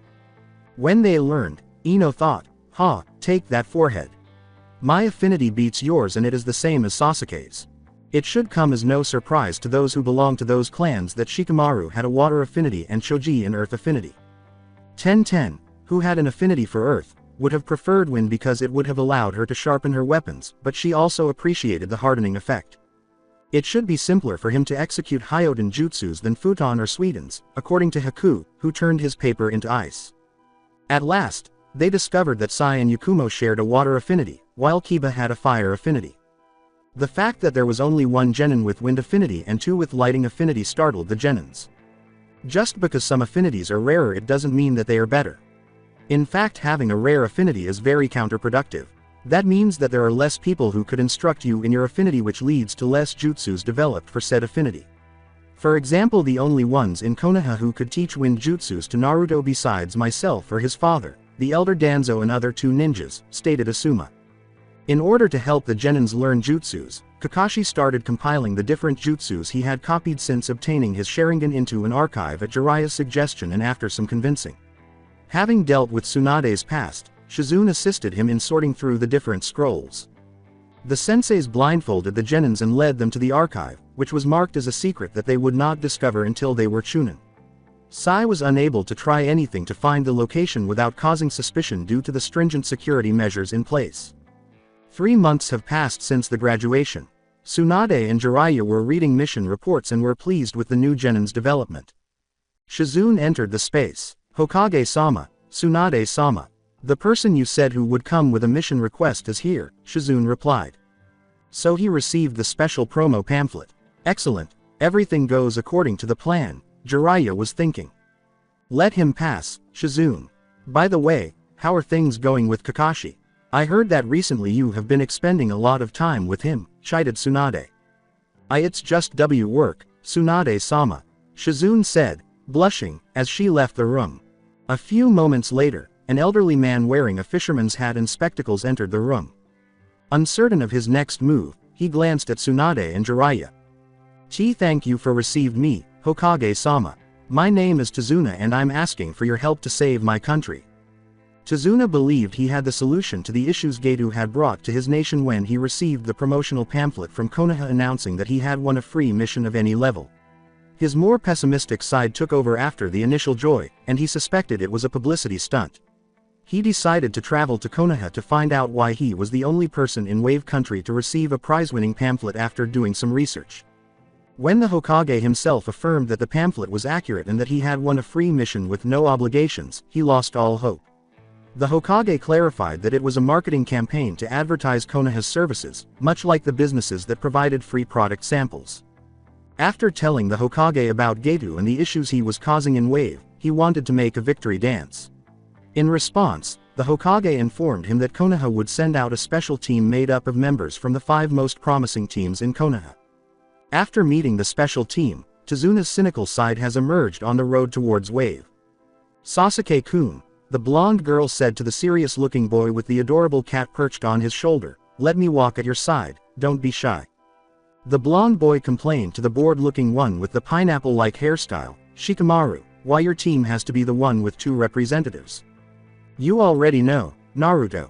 None of Kakashi's team was available minus him, so it was decided that one team would contribute with 2 members while he would be the jonin of this temporary team," replied the boy who looked bored. The brunette girl teased, "Why are you so upset, cousin Naruto? Maybe you would have preferred if Hinata had come here instead of Ino." The blonde boy blushed slightly and said, "What? I don't know, what are you talking about?" Tizuna turned to face the tall, silver-haired, masked man who should have been in charge, reading an adult book. Kakashi-san, are you sure that these kids will be able to perform the mission? They are going to fight against Geto's thugs and mercenaries. Those men are ruthless killers, scum who won't mind to murder women and children," Tizuna responded. "Don't worry, those thugs are no match for them. As the Hokage said, these kids are among the most promising ninjas of the Leaf. For example, Shikamaru has a genius-level intellect that lets him create strategies for any situation. Sasuke is a talented Sharingan user, a promising swordsman and the Sandame's actual disciple. Naruto has more chakra than most jonins, some extremely powerful jutsus to use it, and he is the Hokage's apprentice. Ino has access to her clan's powerful jutsus and she is a very competent medic nin, trained by Sunade herself. Haku is also a medic nin trained by Sunade, and he holds a powerful bloodline limit that will be extremely effective in Wave Country. For my part, I am an experienced jonin, so I will take care if things get out of hand," replied Kakashi. After listening to Kakashi's explanation with a little admiration, Tizuna came to a realization. "Wait a moment, you referred to Haku as a he, don't you?" he said. Kakashi answered, "Yes," without averting his gaze from his book. Haku lost to Tizuna. He said, "Are you really a boy?" "Yes, I am. They said that it's a trait from my mother's clan that makes the men born within it to look more feminine than usual. For that reason my mother's clan was named Yukina, because their looks and their powers reminded the Yuki Onas, the snow women of legends," Haku politely replied with a grin. "How can this be?" replied Tizuna, "you look more beautiful than that Ino girl. If somebody was told that one of you is in reality a boy, that person would think that Ino is the boy instead of you, especially considering that her name means mountain boar." Unfortunately, a certain Yamanaka could hear Tizuna saying it loudly enough. Saying that Ino was most likely to be confused for a boy was even worse than someone reminding her of the meaning of her name. One could argue that Tizuna was fortunate to have another medic nin in the group. Tizuna discovered that ninjas, especially female ones, should never be taken lightly or insulted. However, a part of him was relieved that his reservations about these ninjas' skill had been completely dispelled. After the demon brothers were killed and Zabuza and Haku joined Konoha's forces, the remainder of the journey was fairly uneventful and did not follow the events of the previous timeline. Tizuna and the ninjas were now on a boat in the final leg of their journey. "At the time we reach the shore we will be officially in Wave Country. Do you see those platforms near it? They are the foundations of a bridge I'm beginning to build. It will be complete approximately in a year and it will connect Wave Country with the mainland, freeing us from Geto's monopoly," Tizuna proudly stated. Without a word, Naruto and Haku gazed at the platforms.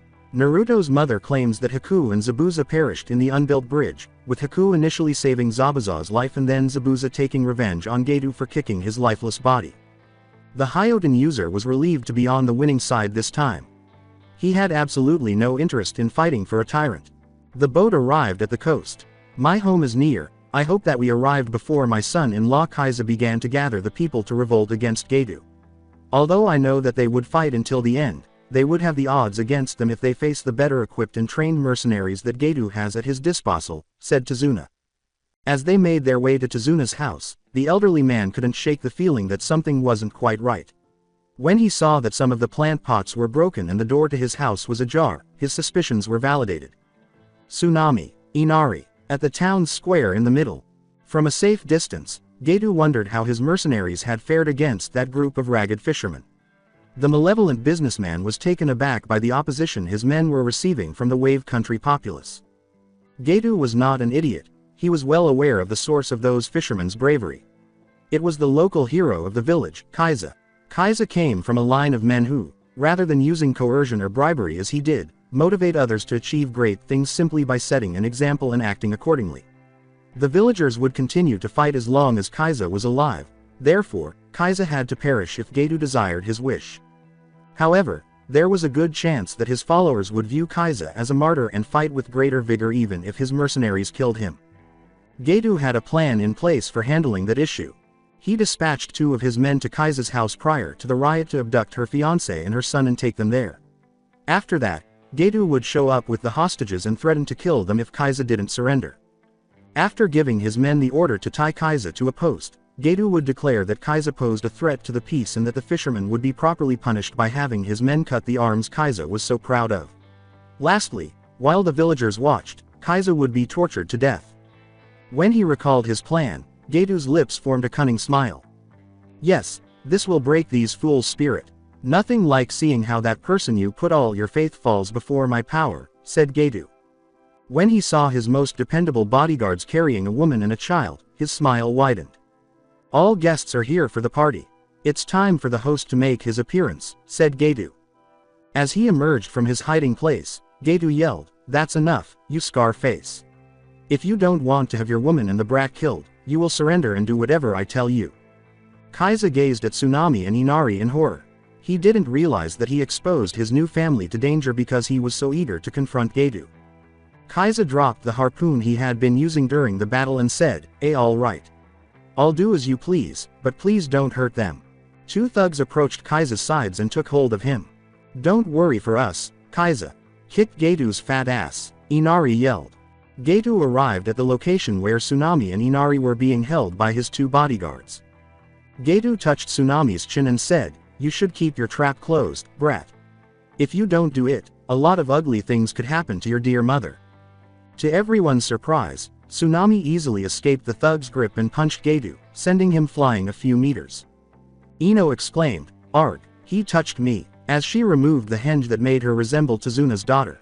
While Naruto and Haku did the same with the ones that made them appear like Inari and the other thug, respectively, Shikamaru released his henge as the thug who pretended to grab Tsunami, thinking, "TCHK, farewell to our cover. Quickly, kill Kaiza." Gedu yelled at the thugs by Kaiza's sides, "Ninjas." As he touched his cheek, 2 smoke puffs showed that those thugs were actually Sasuke and Kakashi. "Kaiza-san, we are Konoha ninjas hired by Tezuna to help you. Tsunami and Inari are in a safe place with Tezuna," replied Kakashi. With a sigh of relief, Kaiza realized that he would need to thank Tezuna when they next met. Exclaiming, "Come on everyone, victory is almost ours." Kaiza reclaimed his harpoon. The villagers' spirits were raised by the ninjas' arrival, and they started fighting more fiercely. Gedu took a whistle out of his pocket and exclaimed, "That old drunk managed to hire ninjas. Well, he is not the only one." A boy who was around 2 years older than the genin stood between them and Gedu when he blew it. "So we will have to earn our pay at the end," the boy said, slamming the odd bracers he was wearing around his wrists. There was no symbol on the boy's forehead protector, which the Konoha nins saw. "That's strange. Is he from an independent ninja clan? I don't know why, but I have the impression that I already met that boy," said Shikamaru. The boy unexpectedly charged at Sasuke and Kakashi. Kakashi told the Uchiha, "You'll go after Gedu, I'll deal with him." When the unidentified ninja attempted to stop Sasuke, Kakashi moved to block his path. He attempted to strike Kakashi, but the copy nin easily sidestepped the ninja's blow. If the boy hadn't been grinning as Kakashi ducked the blow, it wouldn't have been odd. To the surprise of Konoha's ninja, Kakashi collapsed to his knees as if the ninja had struck him. "Wait, I recognize that attack, those bracers are Melody arms. This guy is from Sound," Shikamaru was thinking. Someone stopped Naruto and Haku from assisting Kakashi. "Zankuaha," a voice from the flank said. A pair of air blasts would have seriously injured Naruto and Haku if it weren't for their specialized training. When a boy with 2 odd holes in his palms said, well, well. It looks like Konoha nins are more skilled than I thought. Shikamaru was considering a strategy when he thought, that's Zaku, one of the sound genins who attended the Chunin exams. Does that mean that the other boy is Dosu? I never saw him without the bandages. That kin girl must be nearby. Shikamaru's suspicions were confirmed by the sound of several bells. Numerous thugs and villagers collapsed to the ground, unconscious. While making her appearance, a girl with very long hair said, they fell too easily to my genjutsu. Shikamaru thought, great, just great. Could things get worse? When a newcomer sliced 2 villagers in half, Shikamaru's question was answered with a loud, yes. The Nara's face went pale because he hadn't anticipated seeing that individual again at that time or location. As Hidan whipped the blood from his scythe, he remarked, it looks like Jashin will have a lot of new souls. Shikamaru thought, we are in real trouble. The Nara's face went pale because he hadn't anticipated seeing that individual again at that time or location. As Hidan whipped the blood from his scythe, he remarked, it looks like Jashin will have a lot of new souls. Shikamaru thought, we are in real trouble. Hidan looked cockily at the Konoha ninjas until he caught sight of Shikamaru. Today must be my luckiest day since Jashin-sama decided to send me back in time to alter the course of story towards something more favorable to his cause. Who would have thought that I would meet the boy who buried me alive when he is younger and weaker, Hidan thought. You, boy, he said, gesturing with his weapon to Shikamaru. Do you know who I am? It was established that Hyugas were the best in Konoha at reading people's emotions and concealing their own, but that did not negate the skill of those from other clans. In addition to being skilled shogi players, the Naras were also skilled in body language. Hidan's question made the lazy genius realize that Hidan was attempting to determine whether or not he was also able to travel back in time. This is a great chance. If I manage to convince him that I'm still my young self, he will be likely to underestimate me and fell into a surprise attack, said Shikamaru. Shikamaru said, no sir. Who are you? Shikamaru could tell by Hidan's expression that the Jashinist was duped by his response. If only he could alert the others to Hidan's abilities now. As he charged towards Shikamaru, radiating intent to kill, Hidan said, my name is Hidan of Jashin, Nara. What, are you surprised that I know about your family? Let's say that I have a feud with a relative of yours. He is out of my reach, but you will be a perfect substitute for my wrath. To use his shadow to capture Hidan, the Nara pretended to be paralyzed by his murderous intent, but Shikamaru's allies reassured him that he was not alone. Hidan's charge was halted by a number of ice shurikens en route to his critical locations. The Jashinist successfully used his scythe to block the shurikens, only to discover at the last second that they were merely a pretext for a more lethal attack. Kunai Rasengan, Naruto cried out. Witnesses watched as Hidan was hurled several meters away by a kunai with a blue, spiraling sphere on the tip. Naruto exclaimed, yes, we did it, before noticing that Hidan's friends appeared completely unaffected by the death of their leader. Then, in defiance of the expectations of the young ninjas and the villagers minus Shikamaru's, Hidan stood up as if the attack had not affected him in the least. Hidan glared at Naruto and cried, ouch. I feel like I have several packs of dogs and cats fighting inside my F***ing gut.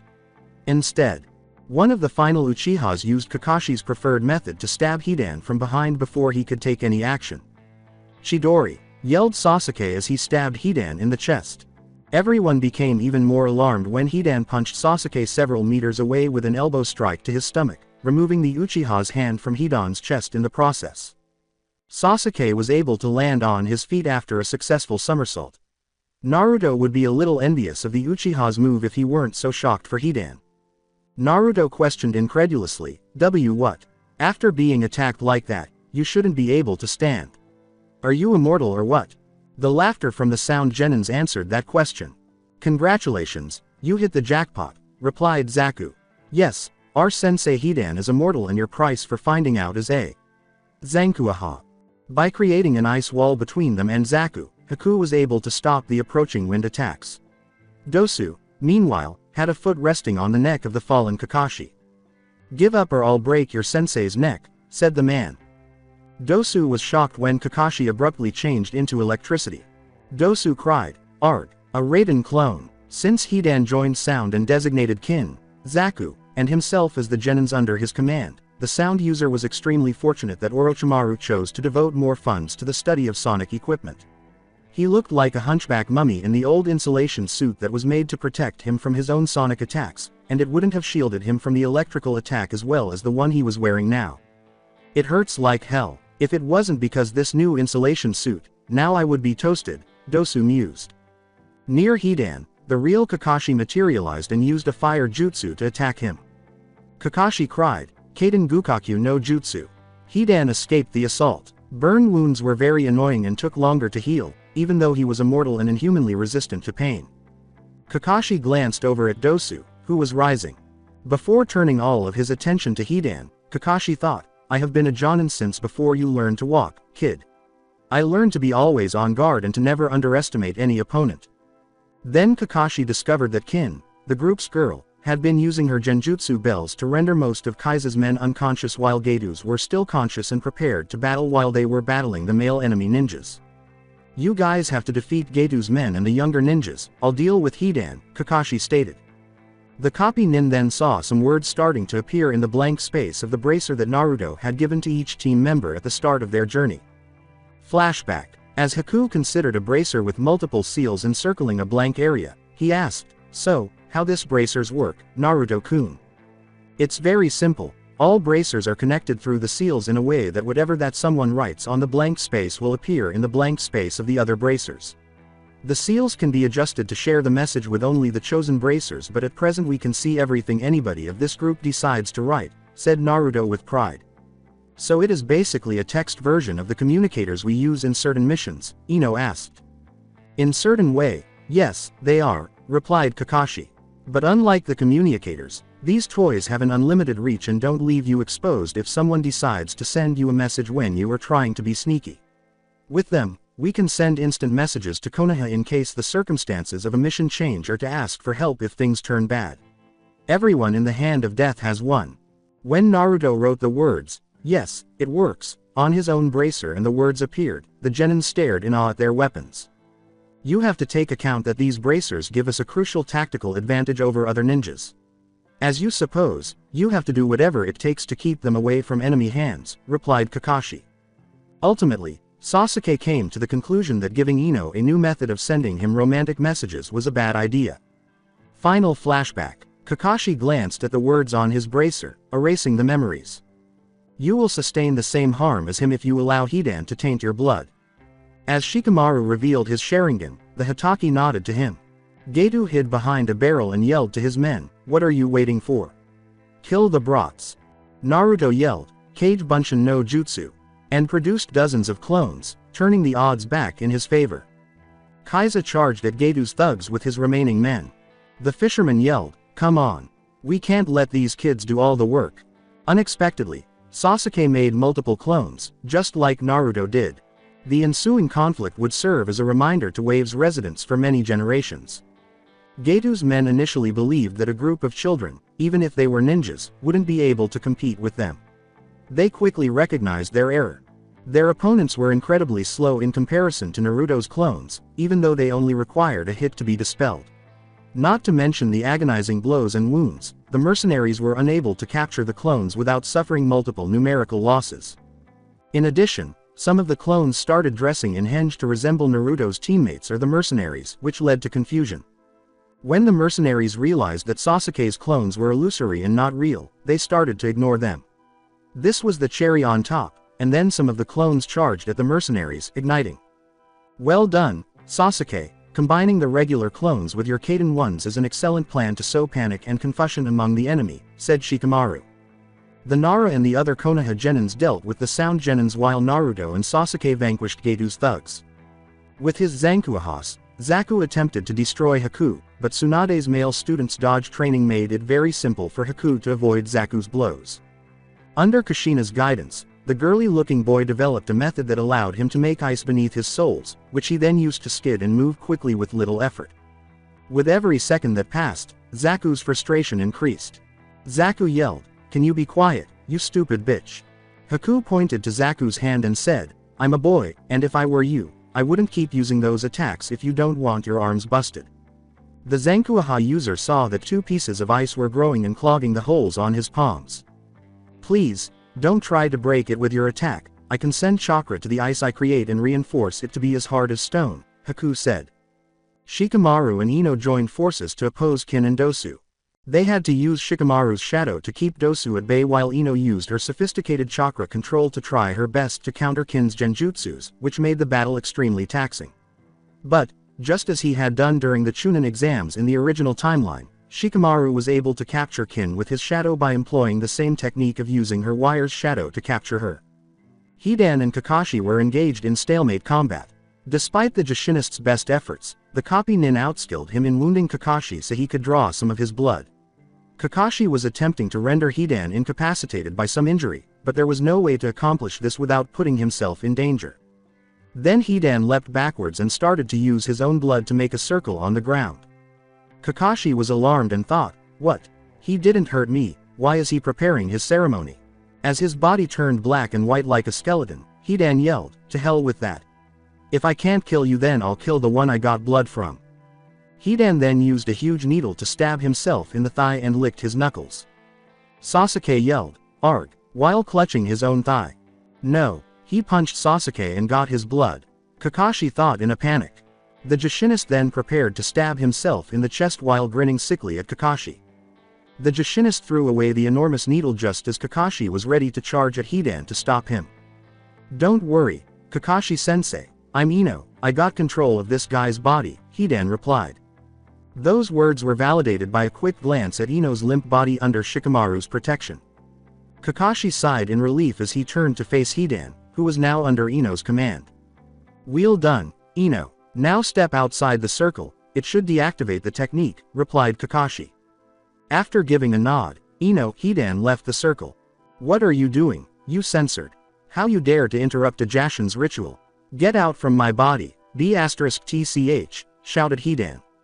Still inside Hidan's body, Ino yelled, "Who are you calling whore, you idiot?" Instead, the Jushinist and the Yamanaka began to disparage one another. Everyone paused their arguments to stare at them in awe. All except Gedu. "What the hell are you doing? Kill them now, that's the reason I pay you freaks," said Gedu. Hidan gave Gedu an irritated look. "Watch your mouth if you don't want to be my next sacrifice to Jashin, you fat pig," shouted Hidan. "Who you called pig?" Ino yelled. One of the three men Gedu still had stepped in. "Stupid ninjas, don't insult Gedu-sama if you don't want to end like the other ninjas he hired before," said the criminal. Dosu questioned, "What did Gedu with those ninjas?" Telling the goon that he spoke too much, Gedu gave him a glare. Nothing," the thugs uttered. Dosu leaned a kunai on the man's neck and said, "The timbre of your says that you are lying. Tell me, Gedu-sama, wouldn't be one of those who hire ninjas to do jobs and backstab them when payment time comes?" He, the man rambled. "Answer me now," Dosu cried. The man said, "Yes he is. He is planning to kill you and your partners when this ends." Hidan and the sound genins turned to face Gedu, who was now perspiring like a pig. This was quite odd because pigs can't sweat, so they soak in mud and their own excrement to stay hydrated. Ino concluded that it was time to get out of Hidan's body. "How you dare to backstab us?" a furious Hidan cried. Gedu was furious at the way his surviving men were leaving the battlefield. Gedu glanced at Kakashi in despair. Gedu threw a wad to Kakashi and pleaded, "You protect me from these maniacs. Whatever the people of this country pay to you, I'll triple it." After accepting the cash, the copy nin turned to face Gedu. "Really you think that us ninjas are from those types of mercenaries who abandon a job when someone offers them more money? Those mercenaries don't last because Tehi can't be trusted by any potential client. Besides, you obtained this money by illegal means, technically it belongs to those you stole it from," said Kakashi as he threw the wad toward the villager. Gedu was decapitated by Hidan before he could say another word. The Konoha ninjas caught the Jushinist's attention. "Now that our patron is dead we have no reason to fight you. We'll let you go this time. But remember it, we will meet again and that time we won't spare you, your souls will belong to Jashin," Hidan said before turning to Shikamaru. As they were leaving, Kin remarked, "Before going home we should go to Gedu's hideout and confiscate some of his belongings as payment for our mission." Kakashi covered his Sharingan and glanced at his ninjas as soon as Hidan and the sound genins were out of sight. Naruto and Shikamaru appeared to be doing well. "Haku, who was tending to some of the injured villagers, experienced the same thing. Only Sasuke, who was already receiving attention from Ino, appeared to be injured on his thigh. Kakashi emphasized that Ino's prompt application of the Shinteshin no Jutsu on Hidan was what made the difference for his team. Who would have imagined that it would be Ino the one who would save the day, Kakashi wondered. Kaiza blinked a few times as his thoughts turned to the events of the previous few minutes. The man wielding the scythe, who was apparently immortal, was using a technique that caused others to suffer the same injuries he had, but he abruptly stopped when one of the young ninjas entered his body with her mind, and began talking to him about enervating Gedo and forcing the ninjas he had hired to discover that he was planning to backstab, so they killed Gedo and fled. Gedo was killed by them. Wave was spared. He mused, it's over. With his weapon in hand, he cried, we won. We are free again.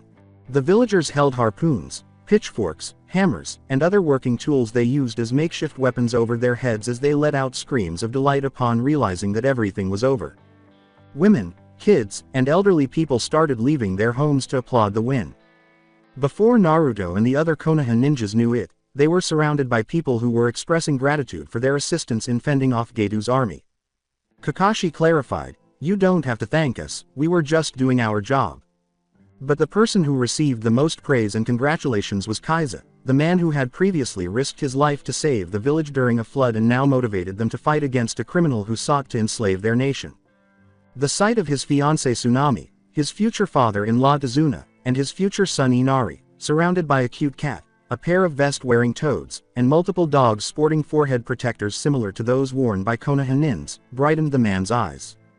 The fisherman's thoughts were now on his future, but Kaiza would learn later that the Konoha nins had chosen to leave some of their summons to protect Tazuna and his family after they had thwarted the thugs' attempt to take them as hostages.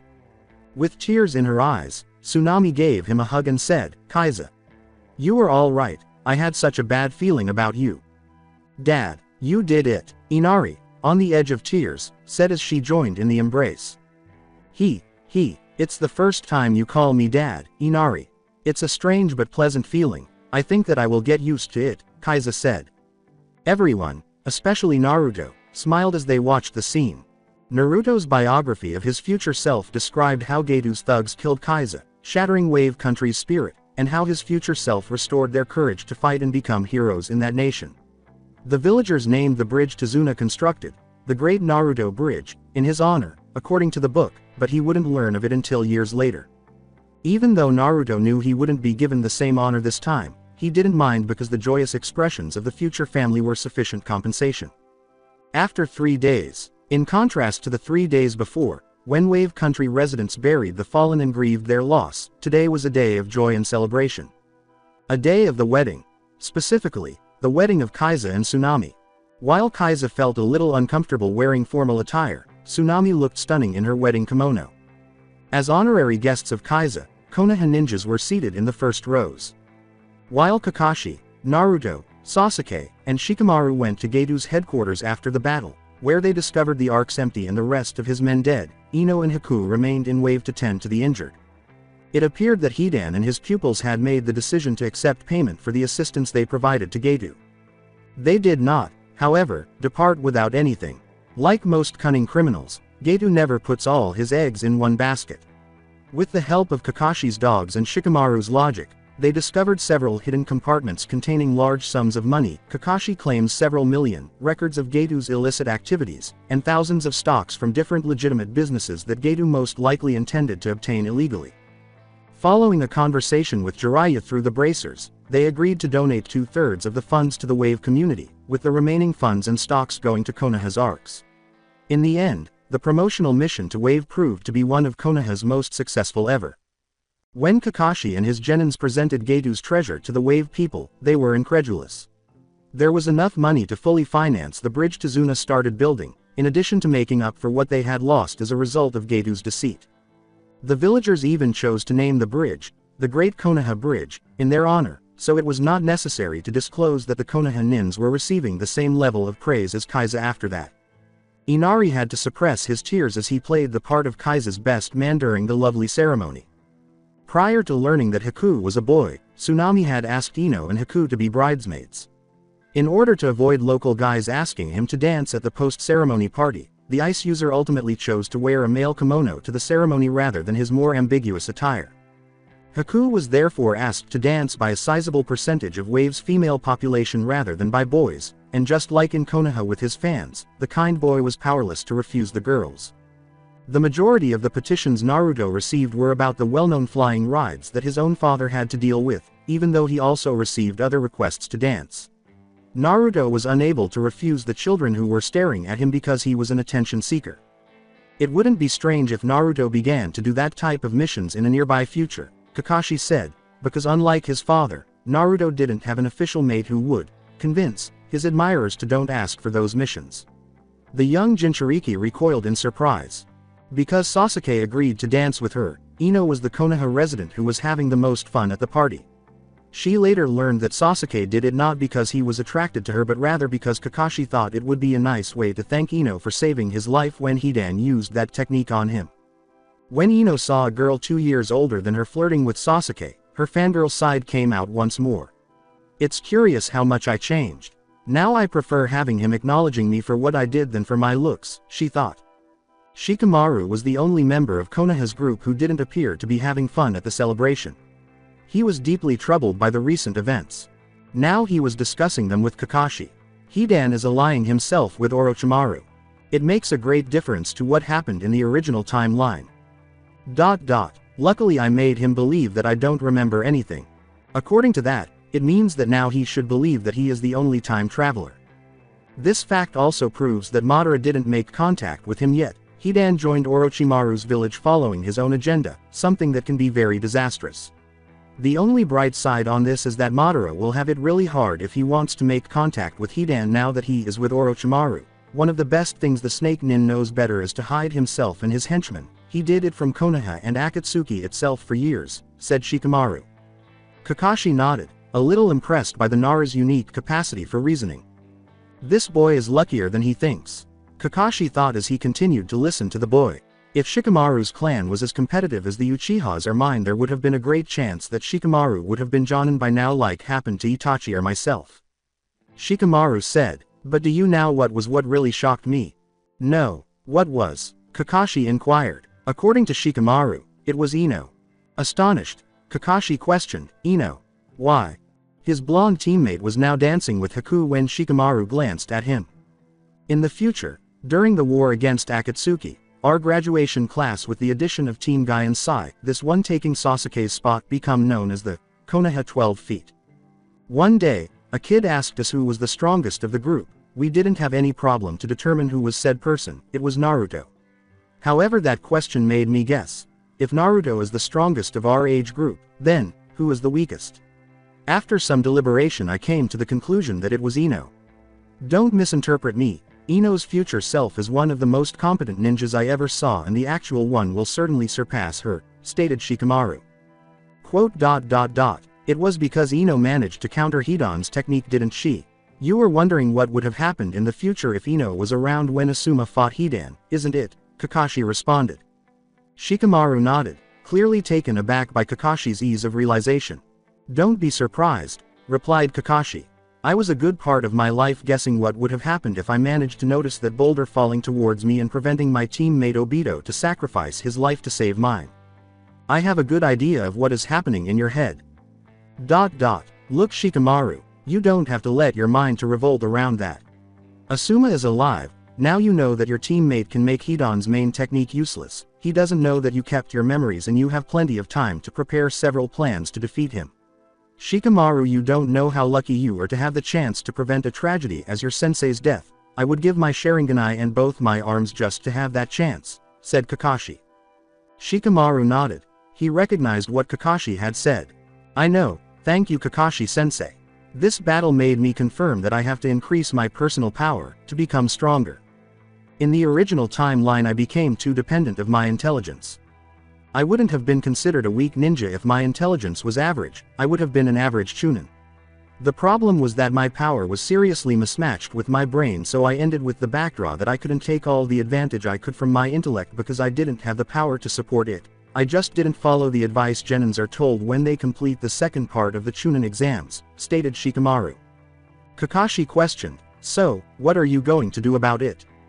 I'm going to put most my efforts in my physical training and developing new jutsus. I'll just take the minimal mental training to keep my mind in shape and don't let it to root.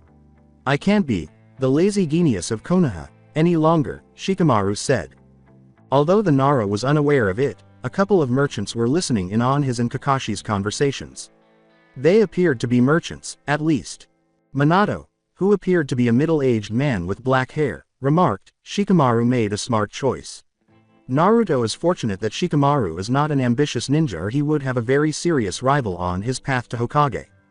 Reminiscent of a black-haired woman of Minato's age, Kushina remarked, "Yes, Naruto should take Shikamaru's opposite direction and develop more his strategic skills. I think that I know how to make it." All of the guests left the dance floor at that point so that Kaiza and Tsunami could dance romantically. As Minato wrapped his arm around her waist, Kushina rested her head on his shoulder. "They look really happy, don't they?" said Kushina. "I remember that after your resurrection in the future, Sunade gave Naruto and you a month off in order you could learn more about each other, and you came to Weeb, where Tsunami found love again in the arms of another man, one of Tezuna's apprentices." Minato grinned. "I remember that too. Naruto decided to give Inari the postponed visit he promised him, and Sunade assigned us Hinata, Choji and Lee as our escorts." Naruto's face when he noticed that they named the bridge after him was priceless, said Minato. Kushina gave a nod. "Yes, it was one of the few times I saw him speechless. Later in Wave, Inari was so impressed by you that he tried to play matchmaker between his mother and you so Naruto and him would become siblings. He also noticed Hinata's feelings for Naruto and helped our son to court Hinata," said Kushina. Minato remained silent.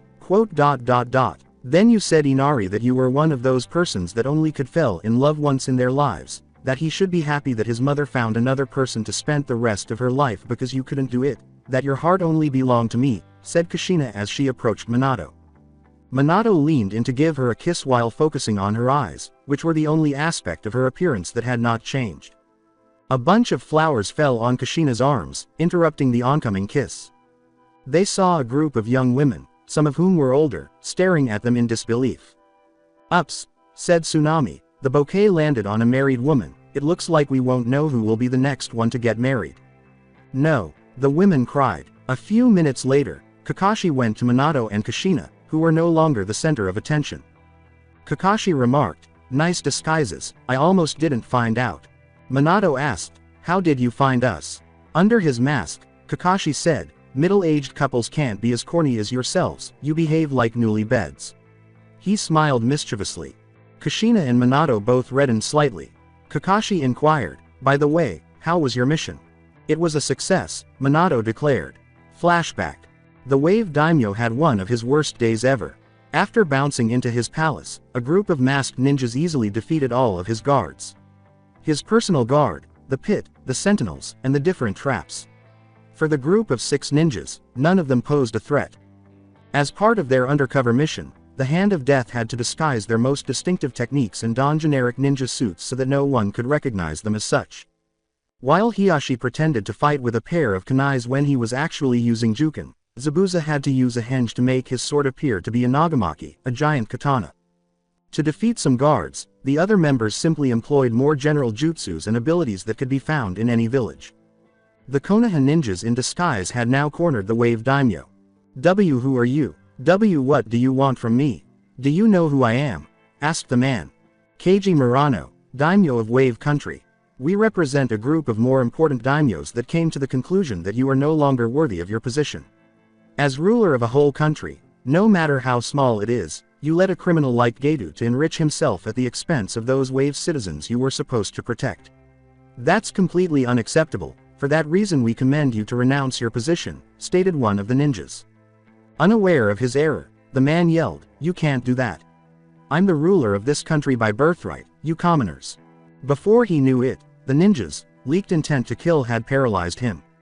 Certain rights come associated with certain duties that justifies those rights. You didn't fulfill your duty as Wave's protector, so you lost your right to rule it, the leader stated. The daimyo, who was unsuccessful in regaining some of his dignity, asked, "W, what is going to happen?" The leader approached him. "This is what you are going to do. You will address to your vassals and tell them that Gedo's problem happened because Wave didn't have an effective combat force as bigger countries have with their ninja villages. You will tell them that in order to prevent cases like Getu's happening again, Wave country will append itself into a bigger and more powerful country. It has been proved that those small countries that join a bigger one increase their security and quality of life, said the ruler.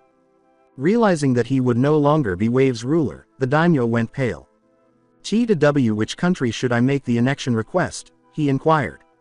You seem more cooperative, that's good. You will let your citizens decide which country would receive the request. Also it will lie to him the responsibility to choose their representative at their new country's government, said the other ninjas.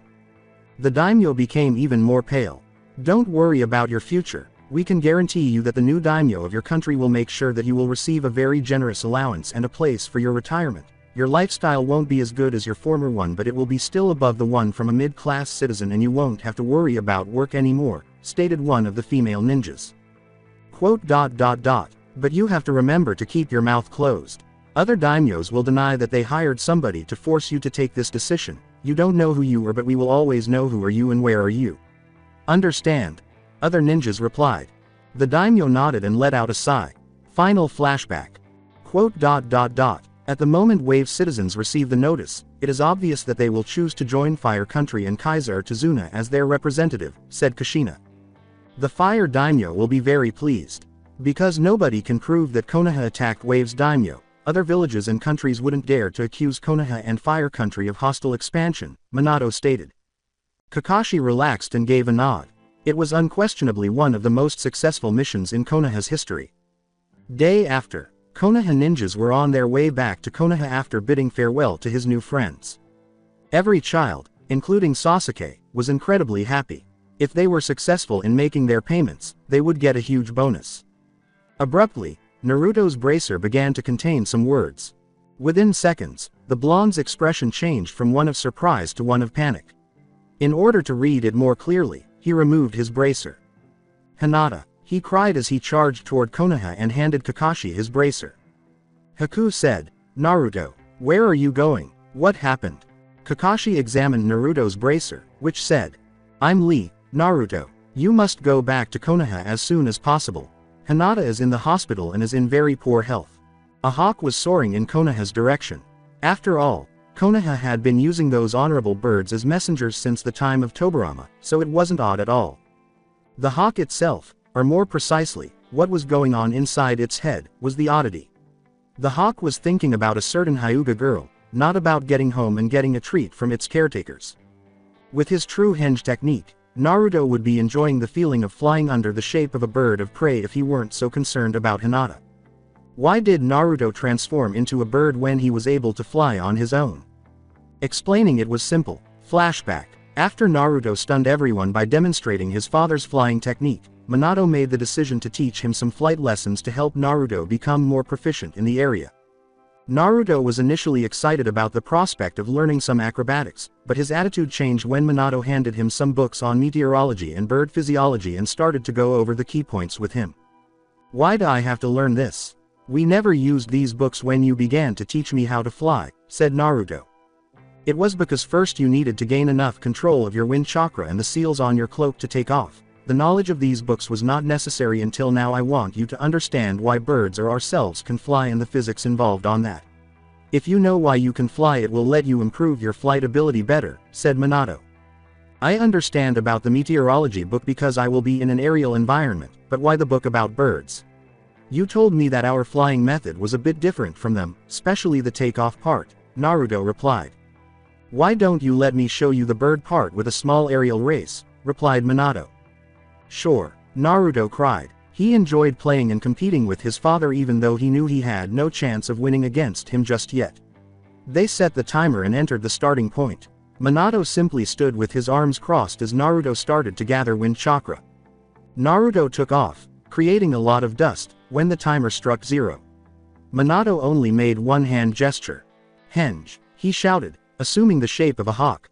Naruto appeared dumbfounded as his transformed father walked right by him and quickly made his way to the goal. He made an unsuccessful attempt to contact him. Minato, who was now in his human form, didn't appear at all worn out when Naruto finally touched down at the objective, but he was exhausted. Now do you understand why you must learn to know how a bird flies? Using and maintaining your shapeshifting technique takes less chakra than using my flying technique. Not only that, but the bird form is naturally designed to fly with the minimum effort, reaching speeds that would be extremely chakra sustaining in human form, and it comes with an improved sight. Finally, nobody would suspect about a bird flying over their heads, something that wouldn't happen if we fly in human form. Excellent for reconnaissance and spy missions, Minato continued. Hey, just realized that with the excuse of people not being suspicious of a bird, it would let us transform into birds before our allies' noses and tell them that we are using the regular henge to disguise ourselves, replied Naruto. Minato ruffled Naruto's hair and remarked, I never realized that. Well done, son. Dad, there is something that bothers me.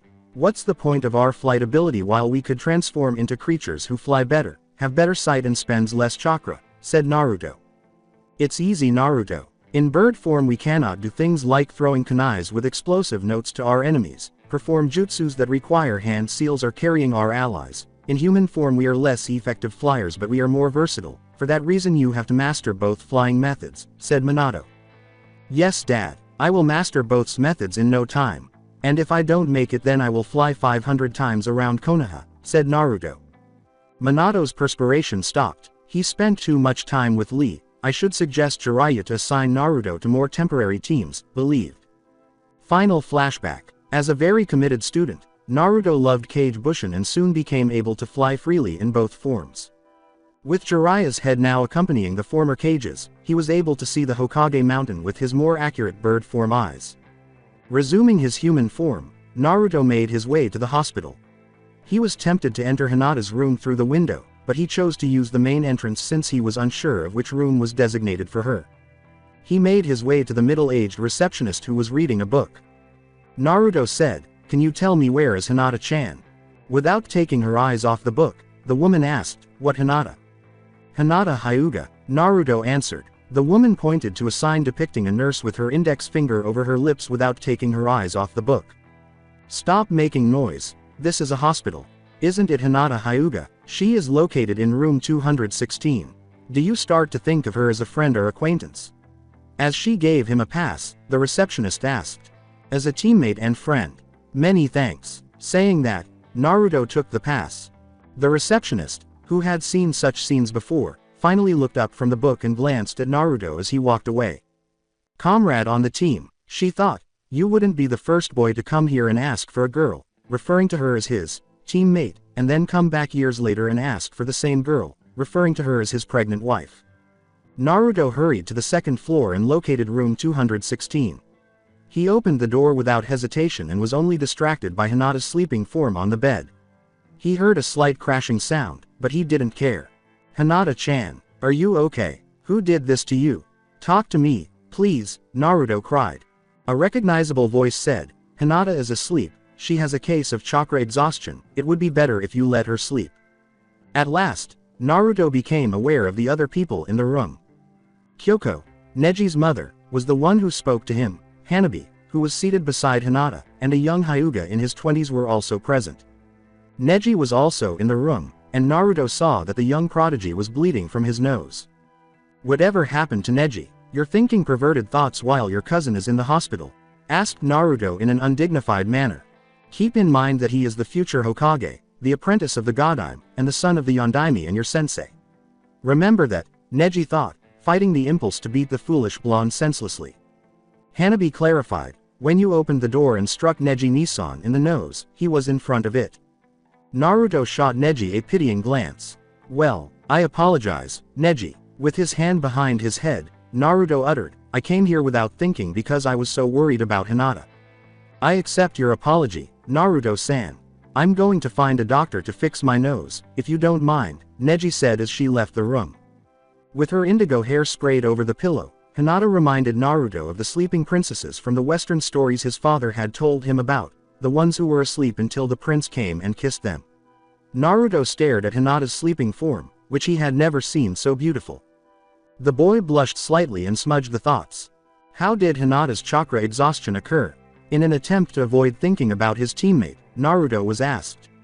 The unidentified Hyuga from the room interrupted, saying, "Naruto-san, please, let me explain about it." The man was identified as a branch member when Naruto saw the bandage covering his forehead. With Tsunade-sama and other medic nins in training, Hinata-sama spent the last few days conducting some demanding training sessions. The man remarked, "She heard some frantic cries coming from the room I share with my wife yesterday when she got home." "What took place?" inquired Naruto in an odd tone. "You're unaware, but my wife went into labor yesterday while she was expecting our first child, which was due in a few months. Although the delivery was expected to be straightforward, my wife experienced a hemorrhage due to unforeseen complications." The Hyuga remarked, "The midwives did everything they could to stop it, but they were not medic nins. However, Hinata is. When she learned, she stepped in, didn't she?" Naruto realized. The branch member gave a nod. "Yes, Hinata-sama started treating my wife while she gave the midwives instructions to attend to the baby and give her some blood pills she had in her backpack. I watched helplessly as the only person who could save my beloved Shizuka's life was a girl who had just graduated from the academy. The longest minutes of my life were those. Shizuka's life was safe when the medic nins showed up. After finishing the Hyuga, Hinata-sama passed out from chakra exhaustion. By the way, how did you learn that Hinata was admitted to the hospital?" "You were on a mission in another country," she said, pointing to Hanabi. "I received a message from Lee, our other teammate, so I came here flying," Naruto said. "Are you referring to the boy who always yells about youth, has a bowl-like haircut, and wears green spandex?" Kyoko inquired. "That one," Naruto replied. "He was there, but the medical staff kicked him out because he was too loud and tried to give Hinata a concoction named the Curry of Life, or something like that," Kyoko said. "He brought up that dish, and Naruto swallowed. It is a food of the gods, according to Guy and Lee. Hiba concurs that in order to digest something, you must have the stomach of a god." They saw Hinata waking, the girl opening her eyes and staring at the other people in the room in confusion. "Anyo, where am I? Hanabi-chan, Naruto-kun, hold on, how are the baby and Shizuka doing?" shouted, attempting to stand up. "Thanks to you, Easy, Hinata, Shizuka, and the baby are all doing well. You will need to stay in the hospital for a few days because you had a case of chakra exhaustion," Kyoko said. Naruto gave Hinata an embrace before she could respond. "Hinata-chan, you're doing fine. You have no idea how anxious I was about you as I flew in your direction," Naruto uttered. "I apologize, Naruto-kun," a flushed voice said. I didn't want to worry anybody. They explained to me how you rescued your clan's new mother. It was incredible, and I have no doubt that Tsunade-bachan will be extremely proud of you," Naruto remarked. "How about we check in with your wife and the baby?" Kyoko suggested to the other Hyugas that Naruto-san could stay with Hinata. "Hinata-sama, I want to thank you for everything you did for us before I head out to visit my family." Before Hinata could respond, the branch member said, "We will always be in debt with you," and left the room. After Kyoko accepted Hanabi's, they left the room, but not before Hanabi sent Naruto a warning to keep Hinata safe while she was away. Unfortunately, Naruto missed the message because Hanabi was too adorable for him to perceive her glare as menacing. Hinata became aware that she was only dressed in one of those hospital gowns and that Naruto and she were the only people in the room. Blushing and speechless, Hinata thought, "It is like that dream minus the fact that now I am the one wearing the gown." The ice was fortunately broken by Naruto. "Nay, Hinata-chan, I've been bothered by something for a long time. Why was the woman from your clan giving birth at home? Why wasn't she taken to the hospital?" inquired Naruto. "Naruto-kun, it's a clan matter. Our clan has a long-standing tradition of having women give birth in the area they would guard and reside in. According to the elders, this practice strengthens the ties that bind the clan to its members," Hinata explained.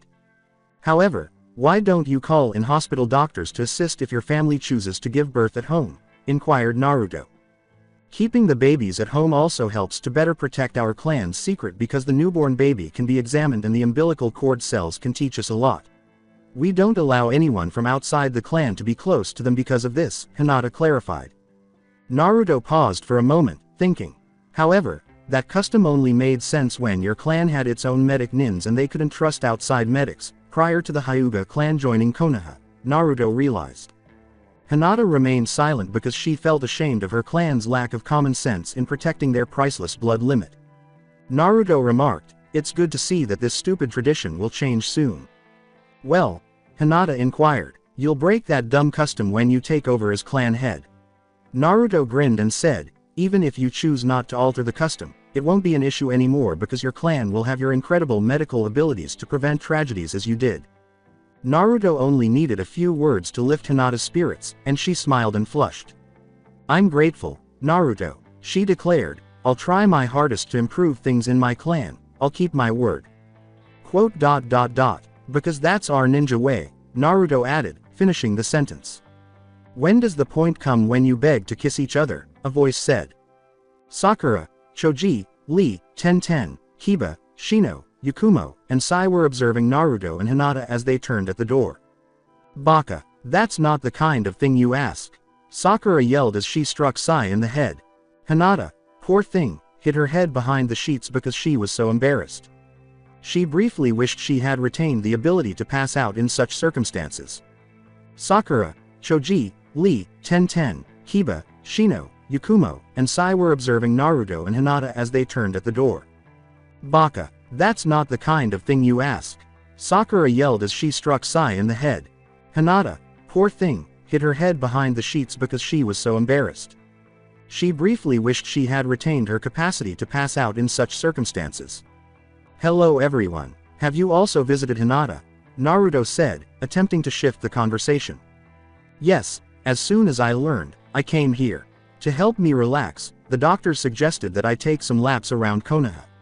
I located the others during them and informed them, Lee said. Thank you very much for coming, Hinata said, poking her head slightly out from under the covers. Yakumo stated, it's the least we could do for our friend. Hinata, how did you get here? Tenten inquired. During her delivery, the indigo-haired girl described how she assisted the Hyuga branch member. It reminds me when my sister Hannah helped our bitches to deliver the puppies, said Kiba.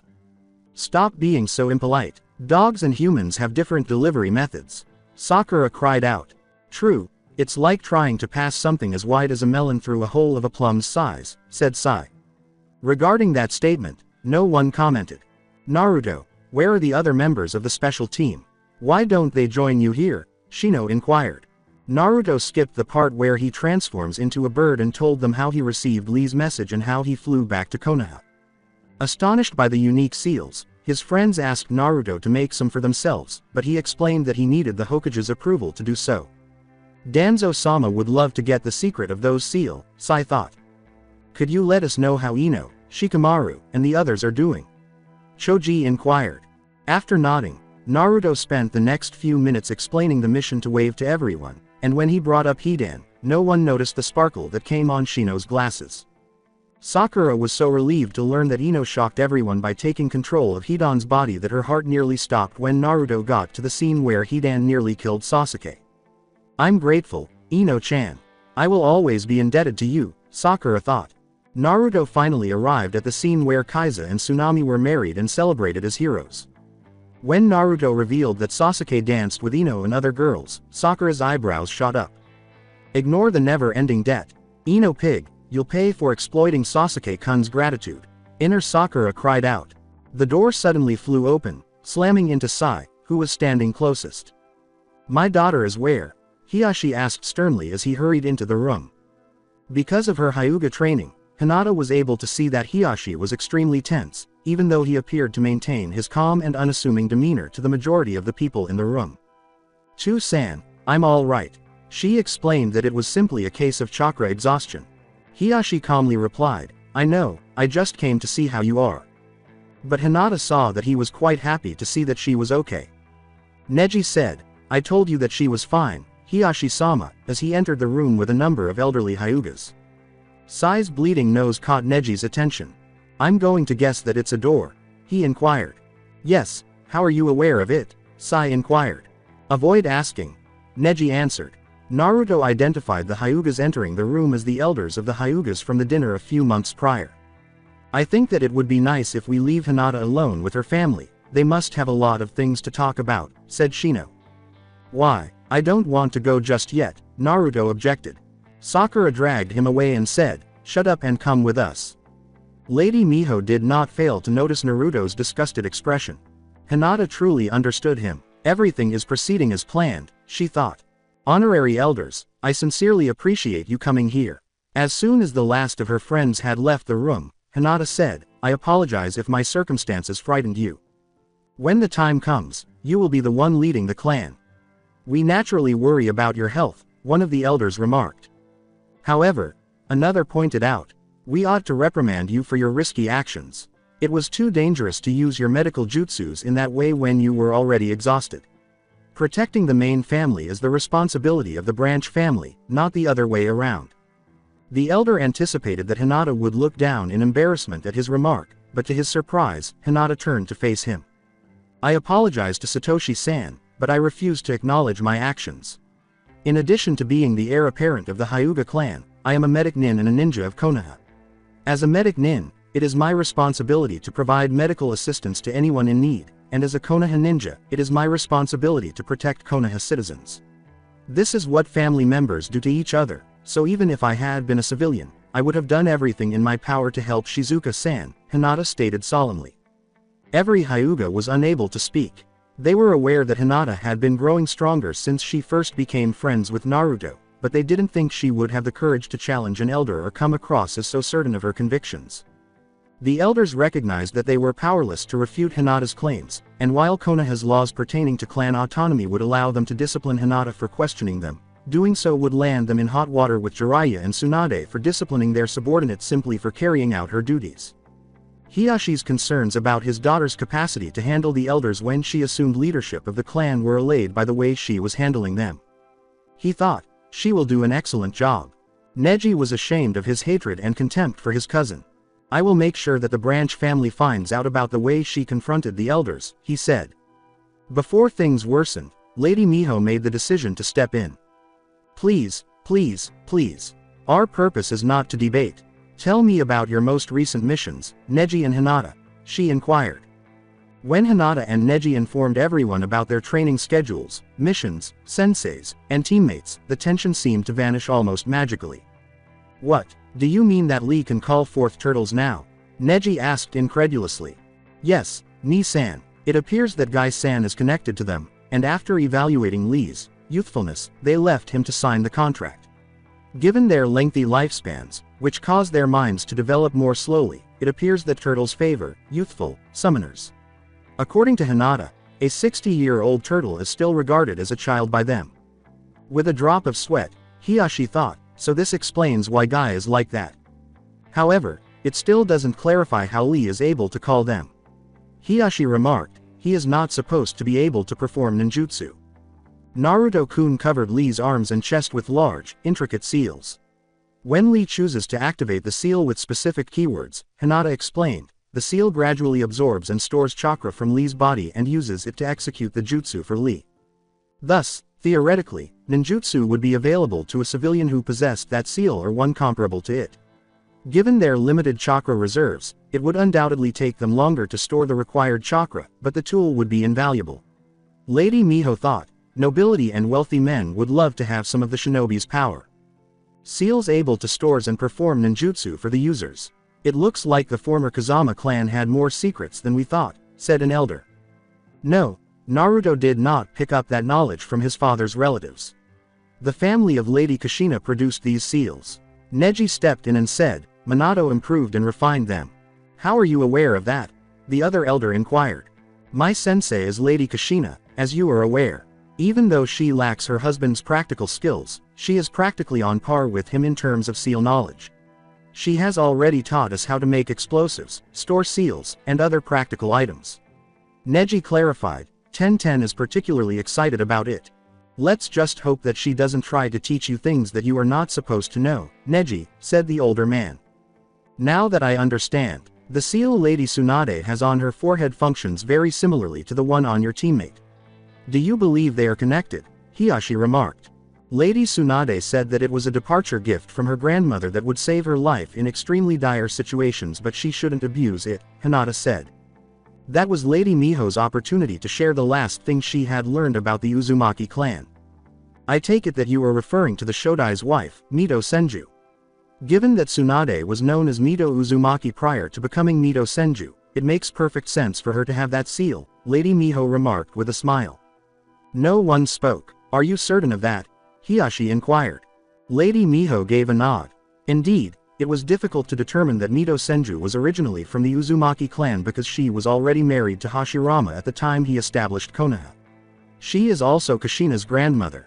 Sunade and Kushina are distant cousins, the elderly woman stated.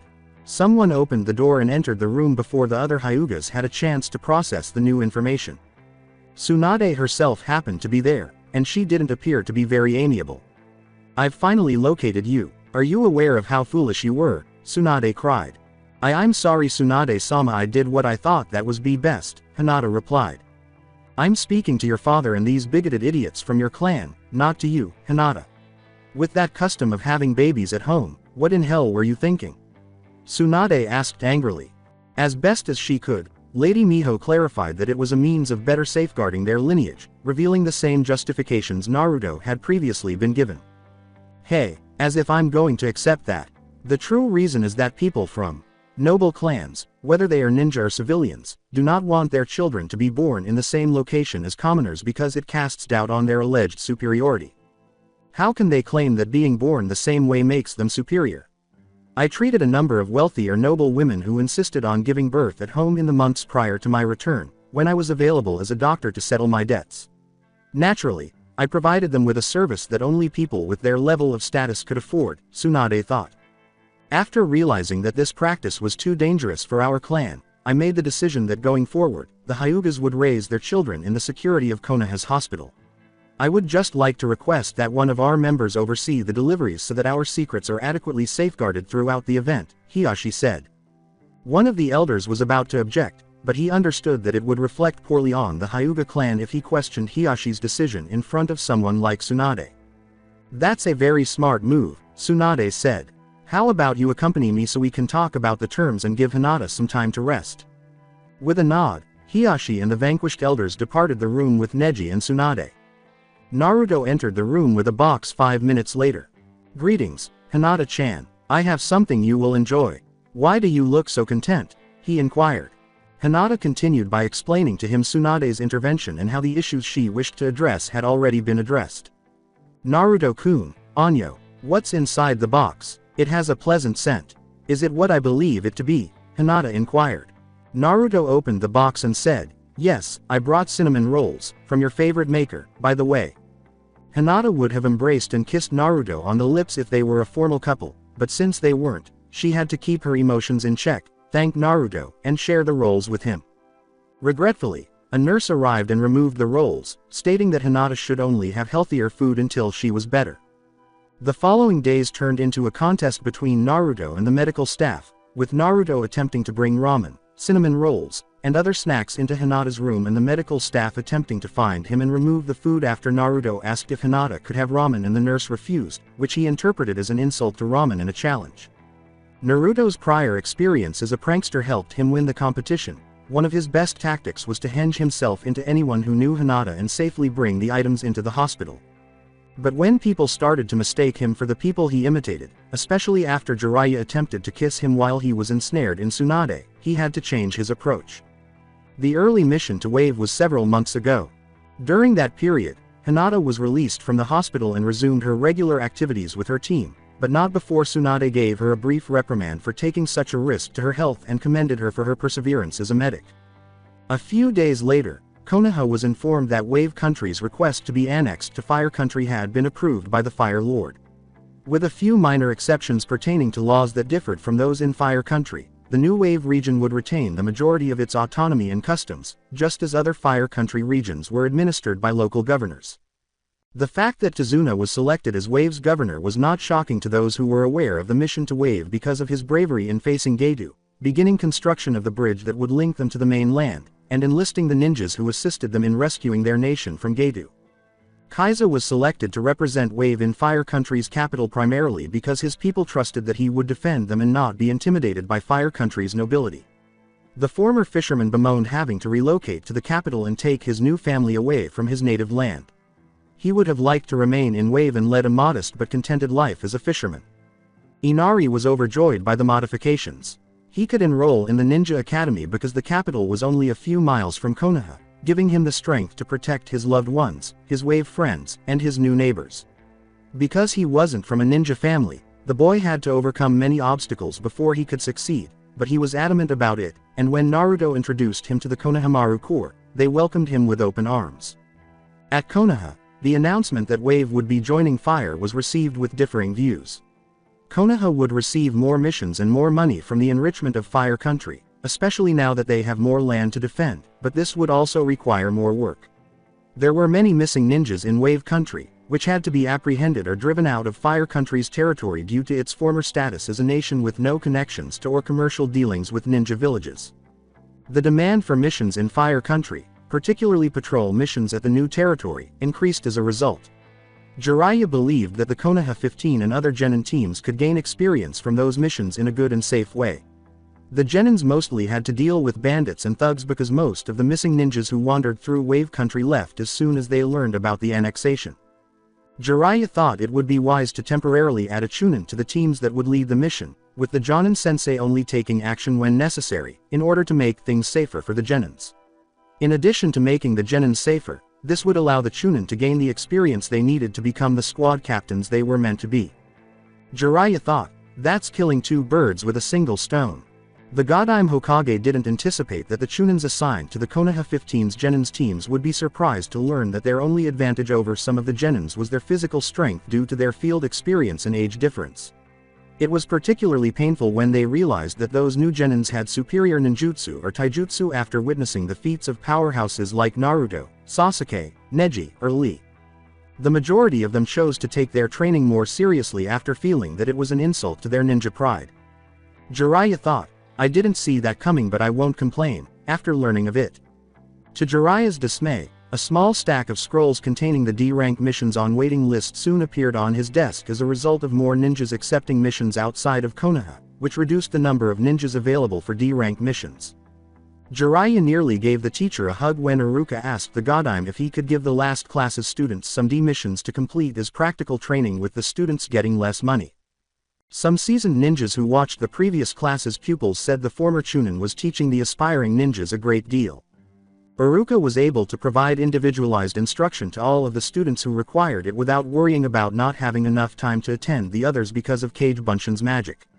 Iruka's new talent excited the students who were bad but wanted to get better, while the lazy had no choice but to get better now that they had a copy of their teacher keeping an eye on them. The seasoned ninjas are so impressed by Iruka's new teaching techniques that they project that at least 60% of them will pass the actual test and become genin. Chakra control was one of the areas Iruka focused on the most. Iruka vowed to avoid making the same mistake twice after discovering that Naruto's incapacity to execute the standard Bunshin was due to his extraordinarily high chakra reserves and the fact that the chakra control exercises taught at the academy were insufficient for him. As a result, every student was able to produce at least one Bunshin, and some of them got so good that they were chosen to be part of the Medic Nin program. This ensured that every genin team had a Medic Nin. At that point, Jiraiya made the decision to implement a concept he had developed following the prison break incident, which he named the Fast Medic Nin procedure. This service would quickly deploy Medic Nins to locations where they were needed. In essence, it depended on Naruto or Arashi sealing a group of medic ninjas into a scroll with their Fuin jutsus and then flying them to the designated location. In this manner, the medic ninjas could travel quickly without wearing themselves out, so they could provide immediate, full-effort care to their patients. In addition, Naruto or Arashi could bring the necessary supplies to set up a field hospital or, in the event that it became necessary, seal the patients and transport them securely to Konoha. Jiraiya's idea was well received, especially from Sunade, who expressed her excitement. The Toad Sage concluded that, after writing erotic literate and ensuring that every new team had a medic nin, it was the third best idea he had ever had. The primary flaw in the plan was that they had to persuade the nobles of Fire Country that it was an emergency procedure that was only available for the most serious situations, rather than a routine service that would send medics to their homes to treat colds or other ailments. Asuma, Lee, and Ten were the three additional people who were informed of Minato and the other time traveler's secret. Asuma was informed since he was the only Konoha 15 teacher who was unaware of it yet, and he should have known since he would probably have to deal with them in the future due to the reward that was over him and his longtime friend Shiraku from the 12 Guardians of Fire. Furthermore, if Shikamaru wanted to receive training more appropriate for a person of his level, he needed his sensei to be aware of his actual abilities because he could no longer tolerate being misled. The Sarutobi heir embraced the new with a great deal of philosophical thought and surprisingly well. He appeared to be more impacted by Chiraku's eventual passing than by his own. Flashback. Shikamaru questioned, "Why are you not shocked to know about your death in that future?" "It's simple, Shikamaru. Now that I know how Hidan's powers work and the fact that I will have on my side someone who previously defeated him, there's no reason to be afraid of him," Asuma replied. Final flashback. Since Lee was the only Team 12 member who was unaware, he was informed. His response was among the most ludicrous things Konoha had ever witnessed. He assured Naruto that he would become one of the most powerful ninjas in Konoha using only taijutsu, and he promised to be friends with him forever for sharing such a significant secret. "Naruto, you don't know how happy I am to know that my dream will come true," Lee replied. "And this time I will have not only my taijutsu but also my training with metal claws and the summoning seal you gave me. I promise to beat all Akatsukis who get in my way.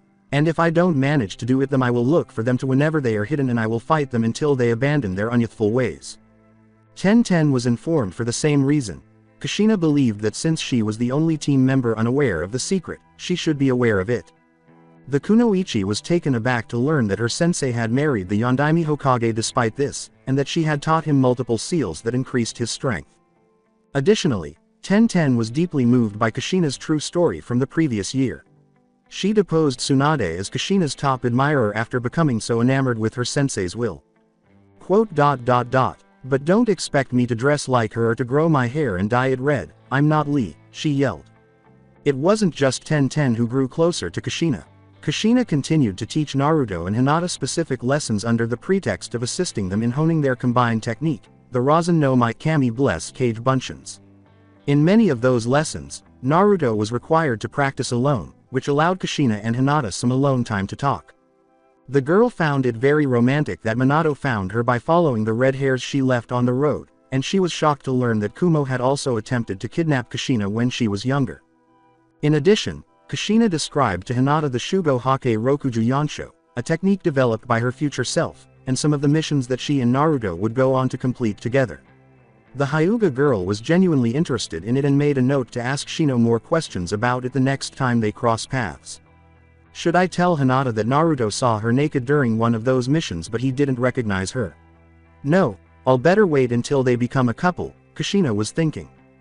The Konoha 15 underwent additional changes.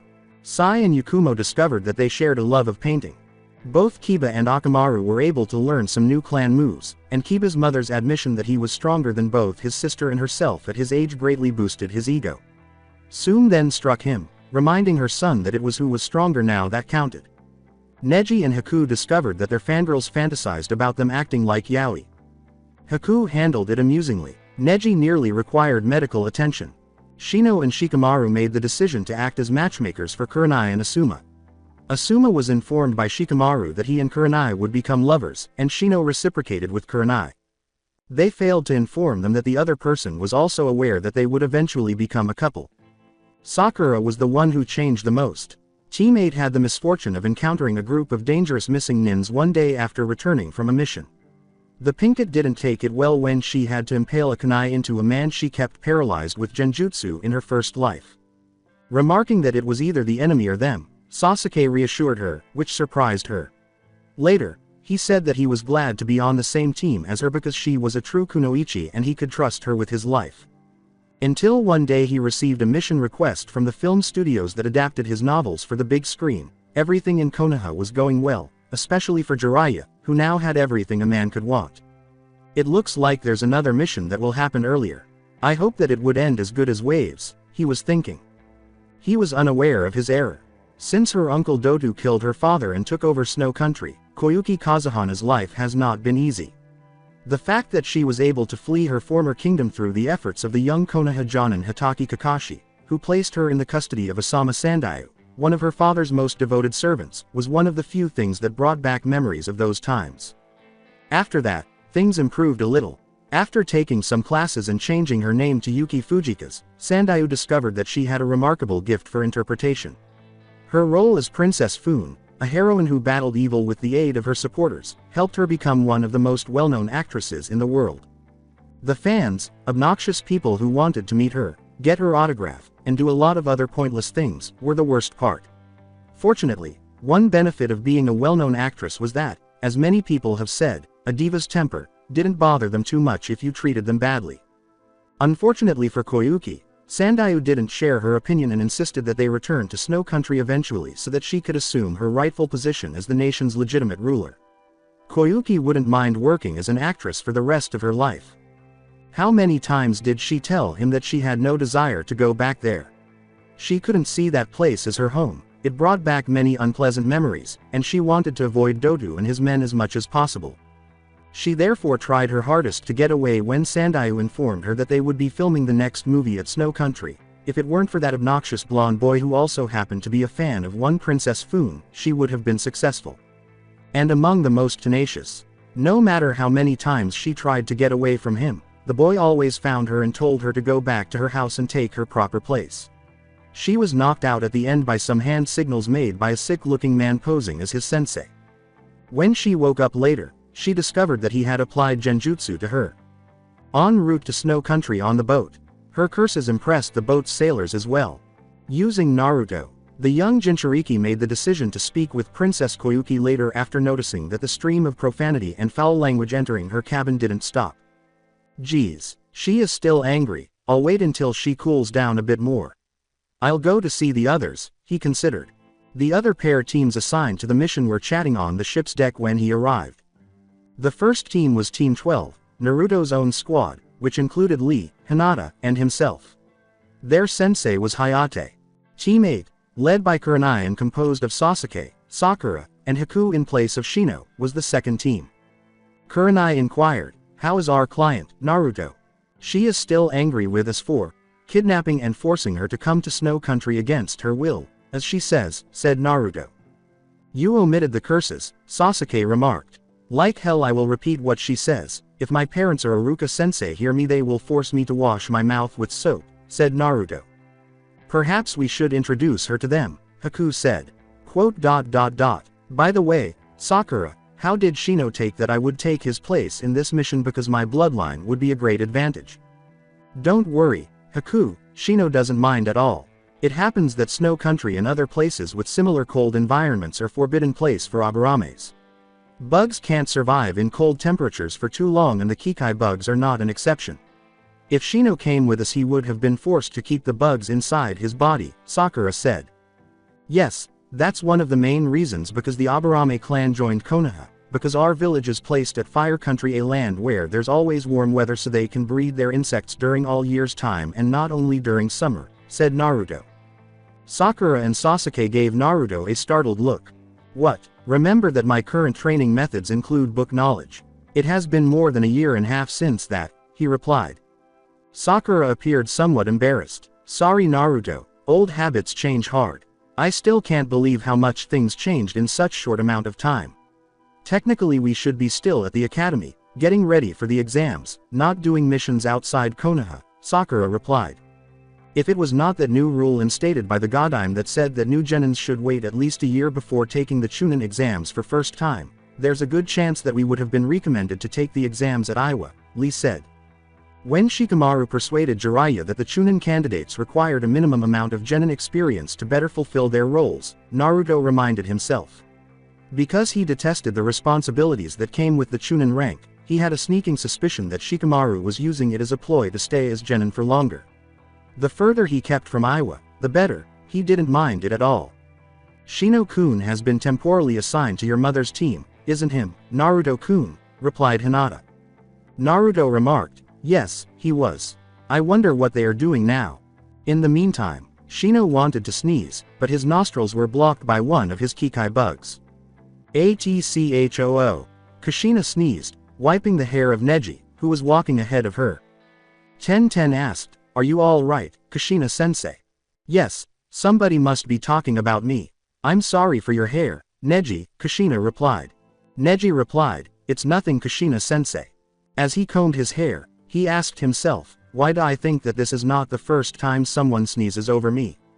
Anko said in a tone that was unusually serious, "This place reminds me of Orochimaru, who definitely brought me here. We are close to our destiny, don't we, Shino?"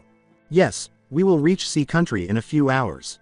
Once we arrive there we will prepare our sneak attack on Amachi's lab," Get all the info we could from him and convince Isaribi to come with us, Shino replied. This mission is going to change the original timeline again. What if our actions change Orochimaru's plans? Neji responded. The original timeline already changed.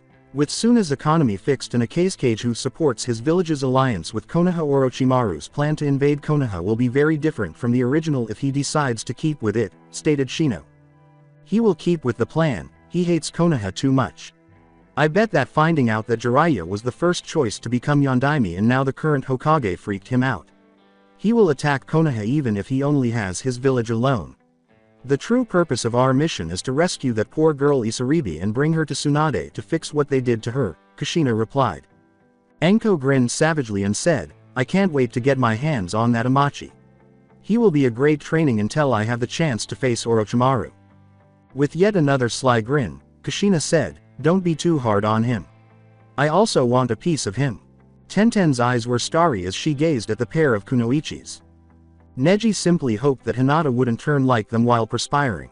Returning to Naruto and company, a young boy who resembled a miniature Sasuke entered the deck with a fish in his mouth. The boy sat on the Uchiha's lap and said, Hey Sasuke Nisan, you can't believe how easy it is to sneak on this ship's kitchen and get all the food you want. Naruto questioned, who's this brat? And why he looks like you, Sasuke? In a puff of smoke, the boy transformed into a kitten with a headband bearing the Uchiha symbol after grinning at Naruto. The adorable cat exclaimed, I'm Peachy. You didn't recognize me. Lee remarked, I had no idea you were capable of performing the henge. That's not a henge, Peachy exclaimed as she walked out of Sasuke's lap, grinning proudly. That was a true transformation. We cats have a special power that allows us to transform into humans, which is one of the reasons we are the best summons. To avoid telling the kitten that toads had a true transformation technique that was not limited to a single form and that he could change size, something he thought was more impressive, Naruto bit his tongue. He discovered the hard way that arguing with the little cat would cause the females to side with the adorable kitten. Hinata stroked the cat and inquired, how did you get that headband, Peachy? Peachy smiled and said, Sakura Nichan made it for me. It looks great, isn't it? It was nothing. It happens that I'm very good making clothes and I couldn't resist the temptation to make the headband, Sakura said with a blush. It's a pity that your cooking skills are not so great.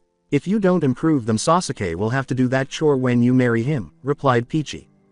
Sakura grabbed the kitten by his neck and said, don't say stupid things, Peachy.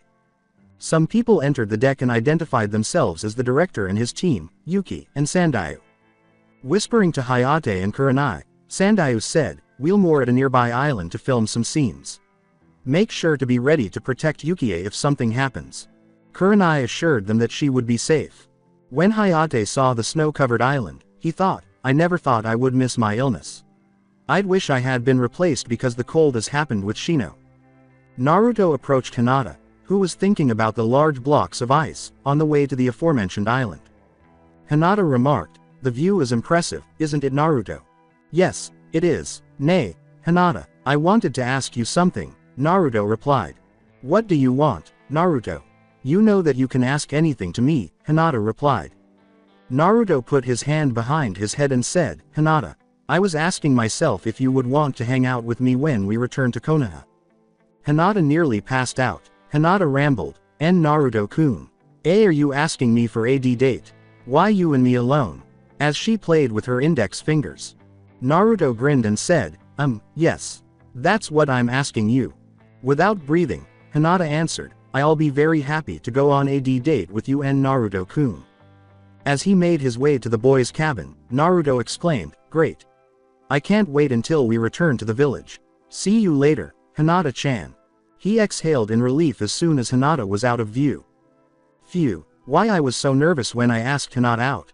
I did it 1,000 times with Sakura and I never felt like that, Naruto reflected. In the meantime, Hinata collapsed to her knees, amazingly avoiding fainting. As her face grew redder and redder, she thought, and Naruto asked me out. He did it. After the ship reached the island, the film crew started shooting. The transformation of Yuki from a pampered child to a professional actress who embraced the role of Princess Fune as if it were her own was something that impressed the ninjas. When Naruto discovered that Princess Fune and her followers were only using special effects and not real techniques, he was a little let down. Don't be stupid, Naruto. How could you think that those techniques seen on the films were real? Sakura replied. Well, our ninja techniques are real. I thought that filmmakers hired ninjas to work as stunt performers. I mean, a ninja just needs to perform a henge to look like the desired character and then perform some flashy jutsus that later could be edited by the filmmakers to look different. Ninjas don't even need those cables to perform the jumps, we already can jump as seen in the movies, said Naruto. The director heard what Naruto had to say. He cried out, why hadn't anyone considered this earlier? The two Konoha teams were assisting the actors in filming some of the most dangerous scenes before they even realized it. They initially attempted to have Kurenai play Fun in a few sword fighting sequences, but Hayate's swordmanship training made him a better fit. With a threatening tone, Hayate addressed the genins, saying, if someone asks, you will tell that those scenes were performed by Kurenai. It's that clear. The staff was blessed by Haku's lineage. In order to make the icy terrain even more spectacular, Zabuza's son used his power to shape it as the director desired. Disguised by Kurenai's genjutsus to avoid appearing as ninja techniques, Sasuke demonstrated the most recent jutsus that he had learned from his senseis. While Sakura and Hinata, still red, treated the few instances of colds and freezing that occurred among the employees, Naruto used his Kage Bunshin and henge to create a horde of minions for the movie's antagonist. Lee finally contributed by carrying the bulky equipment required for the movie. Since Hayate established a rule prohibiting his students from training covertly while on missions, Hayate suspected that Lee was using this as an excuse. There's a time for training and a time for missions. Training consumes a lot of energy that you wouldn't have if an enemy makes an unprevented attack. It includes your weights, Lee. I doubt that an intelligent enemy would let you take them off, and there's a good chance that you could be killed by a fast attack that you could have avoided in normal circumstances, but you couldn't because the weights were hindering your movements. For that reason you won't wear your weights in C-rank missions and above, Hayate said. Unexpectedly, Guy agreed with Hayate's reasoning, and Lee, being the dutiful son he was, followed the decision without regret when the assault started. A voice yelled, Hyoten, Haru Moko. Ice release. Piercing Dragon Fierce Tiger, as Lee was attacked by a jutsu that resembled a hybrid of a tiger and a dragon made of ice. Fortunately, the taijutsu expert was able to avoid the attack because he had access to his full speed. One of the men, dressed in strange armor and a snow forehead protector, yelled, Konoha ninjas. Hand us the princess and we will let you leave. From the biography of his future self, Naruto identified the person as Ruda Nader. A man carrying what appeared to be a snowboard table and a woman with pink hair stood on either side of him. Additionally, they both wore armor and snow forehead protectors. Never. We will never handle you, the princess. You are the ones who have to give up because we never do it, said Naruto.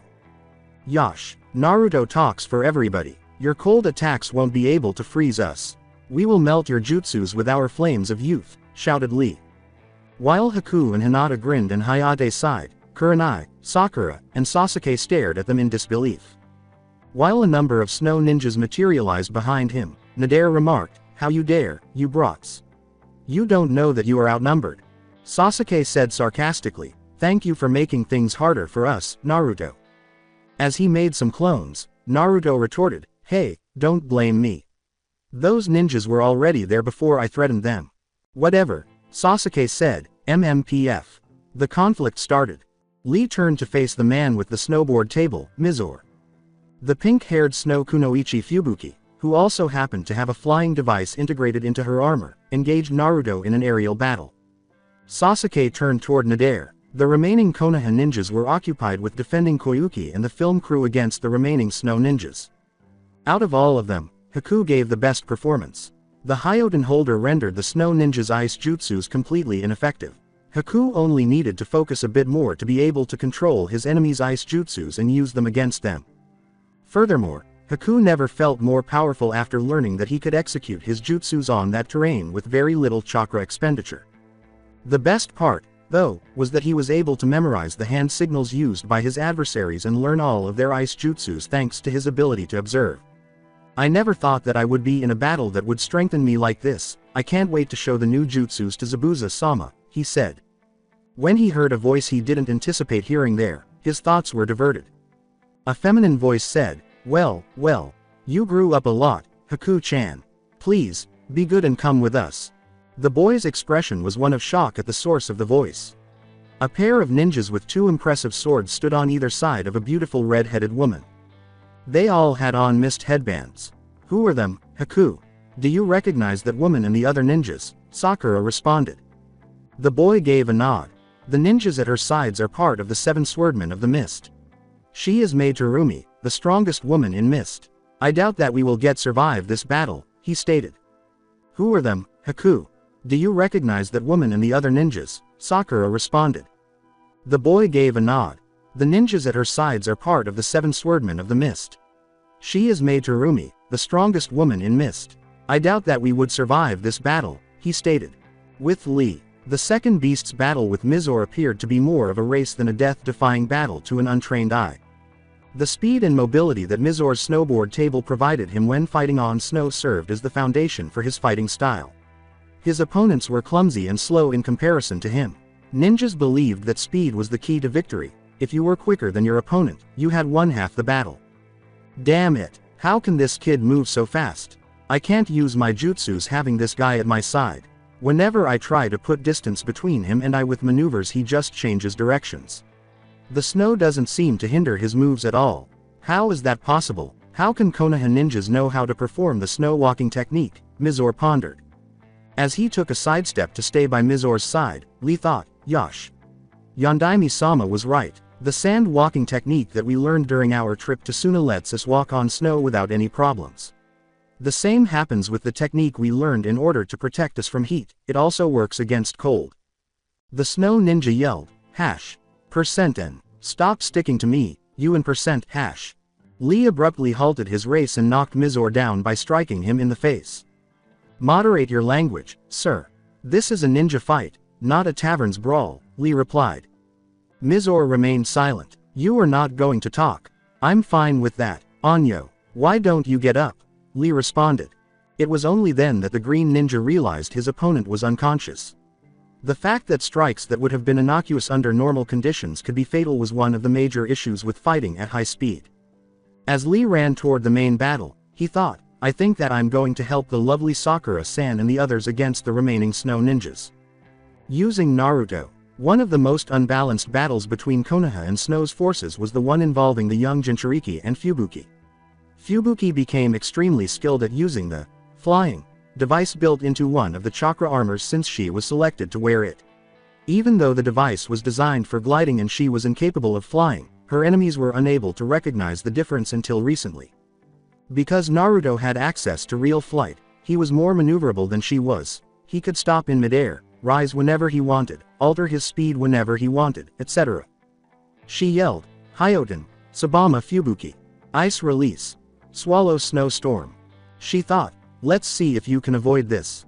Naruto dodged a flurry of ice needles shaped like miniature swallows that were aimed at him. The needles changed course to strike Naruto, but he avoided Fubuki because he lacked the agility to do so. To her credit, the kunoichi was able to use her kunai to deflect the incoming needles, sparing her body. Really, you thought that I would be so stupid to let my own attack hit me? She yelled. No one could say the same about her armor's wings, which ended with numerous holes, even though she was unharmed by her needles. Naruto shouted, Futon, Rinkuden, wind release, drilling air bullet as he launched a powerful airstrike at Fubuki. When the air mass struck one of Fubuki's wings, the holes widened and the wing was torn apart. The kunoichi cried out, no, as she plummeted into the sea.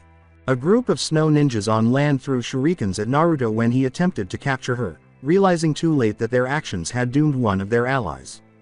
They were so enraged that they started attacking Naruto with jutsus, kunais, shuriken, and other range weapons. Naruto thought, geez, it looks like I'm fighting 10-10. With Sasuke and Nader were fighting on a stalemate.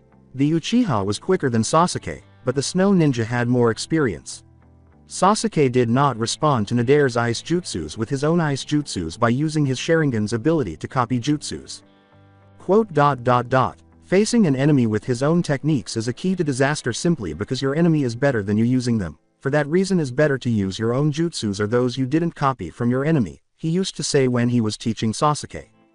I could try that hypnotism trick with the Sharingan to make him perform his jutsu slower as Kakashi taught me, but it would be a waste of chakra, Sasuke reflected. Following some demonstration by the former Kage, Sasuke also realized that, because he was unfamiliar with the jutsu and its various elemental affinities, using the jutsus he had copied from his enemies required more chakra from him than from his adversary. Nader attacked him, interrupting his thoughts. Dai, Uchiha, Hyoten. Roga Nader no Jutsu. Ice Release. Wolf Fang Avalanche Nader yelled. Sasuke was thrown back by an avalanche of snow wolves, but he was unable to react in time. Gazing at Sasuke's broken body, Nader exclaimed, "That will teach you." Sasuke abruptly appeared out of the snow and charged, piercing Nader's heart and armor with a Chidori. How? I trashed you, and how could you pierce my armor, murmured Nader. When you thought that your attack hit me you just saw a well-placed genjutsu. And about your armor, well, the Chidori is not an A rank because it can kill a lot of enemies with a use as other jutsus do, it can kill only one each time. Chidori is an A rank technique because its ability to pierce trough defenses as they were paper, including that chakra armor you love to show off, Sasuke replied. Chidori, it is Kakashi's original attack, isn't it? Now I know who is the strongest between us. No wonder why he was not interested to fight me, Nader said as he passed away. Feeling a little bad, Sasuke withdrew his hand from Nader's body. Although it was not his first kill, he had carried out Sakura's mission as well. The bitter taste was the same. It would be better if I go and see how the others are doing, he considered. Elsewhere, the snow ninjas were using chakra-powered cameras to record the battles and send the footage to Dotu's flying fortress, which was concealed behind a hill at the edge of the battlefield, but the Konoha ninjas were unaware of this. The past few months were fantastic for Dotu, as a group of influential merchants decided to spend a significant amount of money on the nation's research program after being so impressed by Snow Country's technology. The only negative aspect was that he eventually had to deal with guild agents who came to assess Dotu's scientists' progress. At that point, the usurper of Snow Country showed them a few small but intriguing inventions while keeping the true results of the research hidden.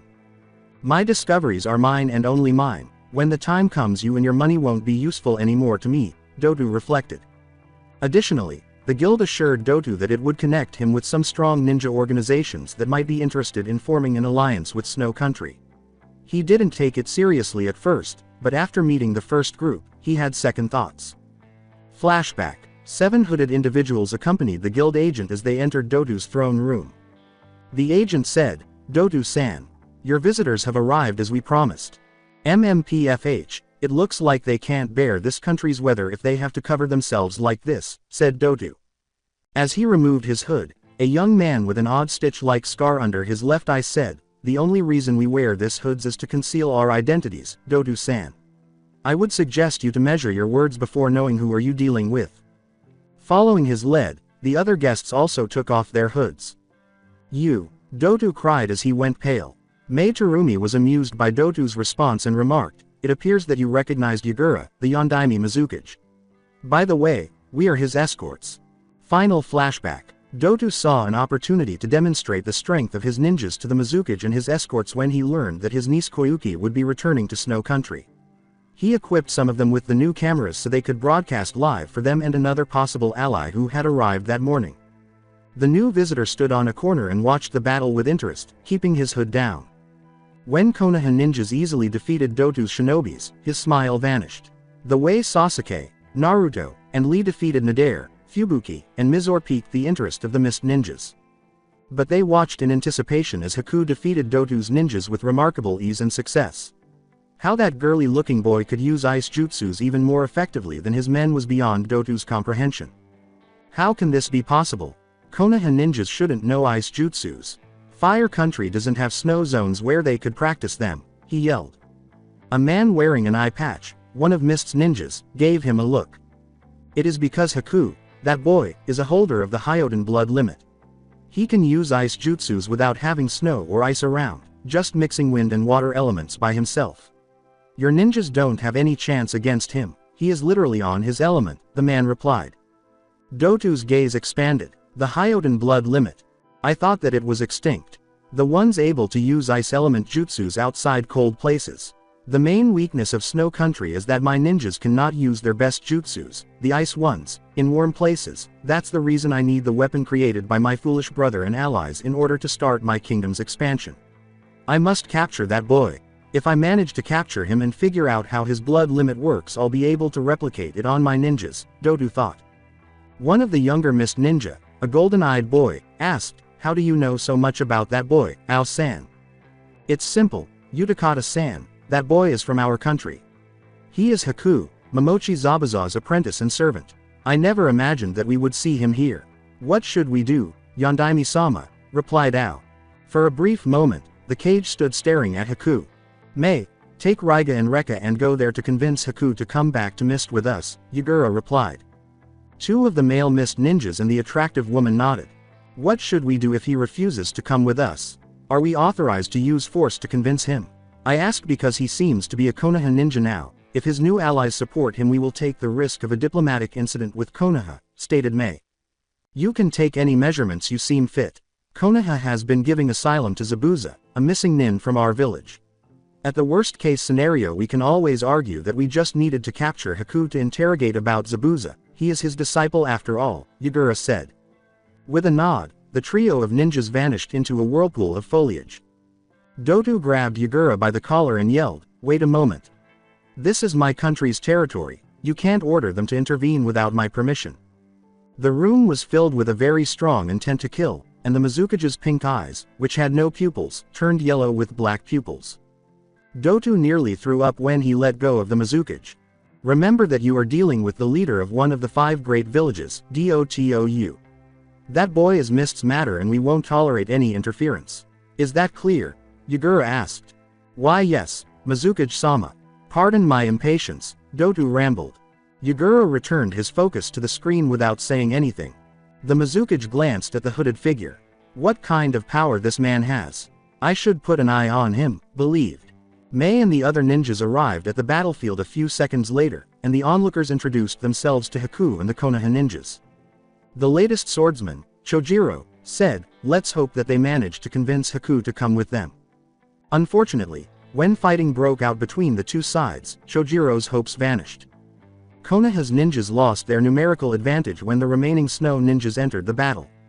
Look, the blonde boy who can fly created several dozens of clones to even the numbers, said Utakata. Those are Kage Bunshins. The boy must have the chakra of an elite Jonin if he can create so many without tiring himself, Ao replied. The red-eyed woman is fighting Ryga, the man with the bandana is charging towards Rekka with a sword covered with Ligding chakra. Wait, it is not a normal sword, is the Yondaime Hokage's legendary Raijin, said Chojiro. That's one of the few weapons able to compete with the swords of the mist, said Yagura. It would be a great substitute for Zabuza's sword. The fight went on. Haku is doing an excellent job countering Mei's lava and boil releases. It is obvious that he has the terrain advantage. That's the reason because Haku is managing to last so long against her, Ao said. Haku also is having the help of the Uchiha and the boy in green. By the way, there's something that has been bothering me. Boil and lava releases are both chakra-type blood limits. Sensei told me that children from people of different blood limits of the same type can't inherit any of them because the blood limits counter each other, Utakata continued. Mei is a special case. Her blood limits are an atavism or a regression, Ao said. What's that? Chojiro inquired. It is when a person manifests features from a distant ancestor that was not present on the nearest ones like the parents or the grandparents. After some research, our medics found out that 2 of Mei's ancestors by her father's side held the lava and boil releases respectively and had a child who didn't manifest any of them. After some analysis and research, the medics came with the conclusion that blood limits from the same type require some generations until they are stabilized and allow the appearance of a descendant who can manifest both blood limits and have children with the same feature, stated Ao. Utakata questioned, then why there are not more cases like Mei's? Simple. The children from parents of different bloodlines were deemed as genetic failures and not allowed to marry or have offspring.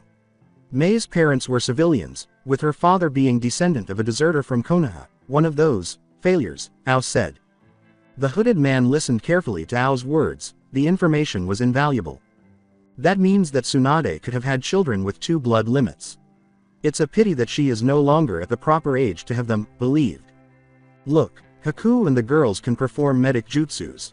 The rumor that Konoha started a medic nin program so all teams would have one of them must be true, Chojiro said. That's bad. The ability to heal their wounds will give them a serious advantage. What should we do, Mizukage-sama? Mizukage-sama, said Ao. The empty location where the Mizukage had been before left everyone dumbfounded.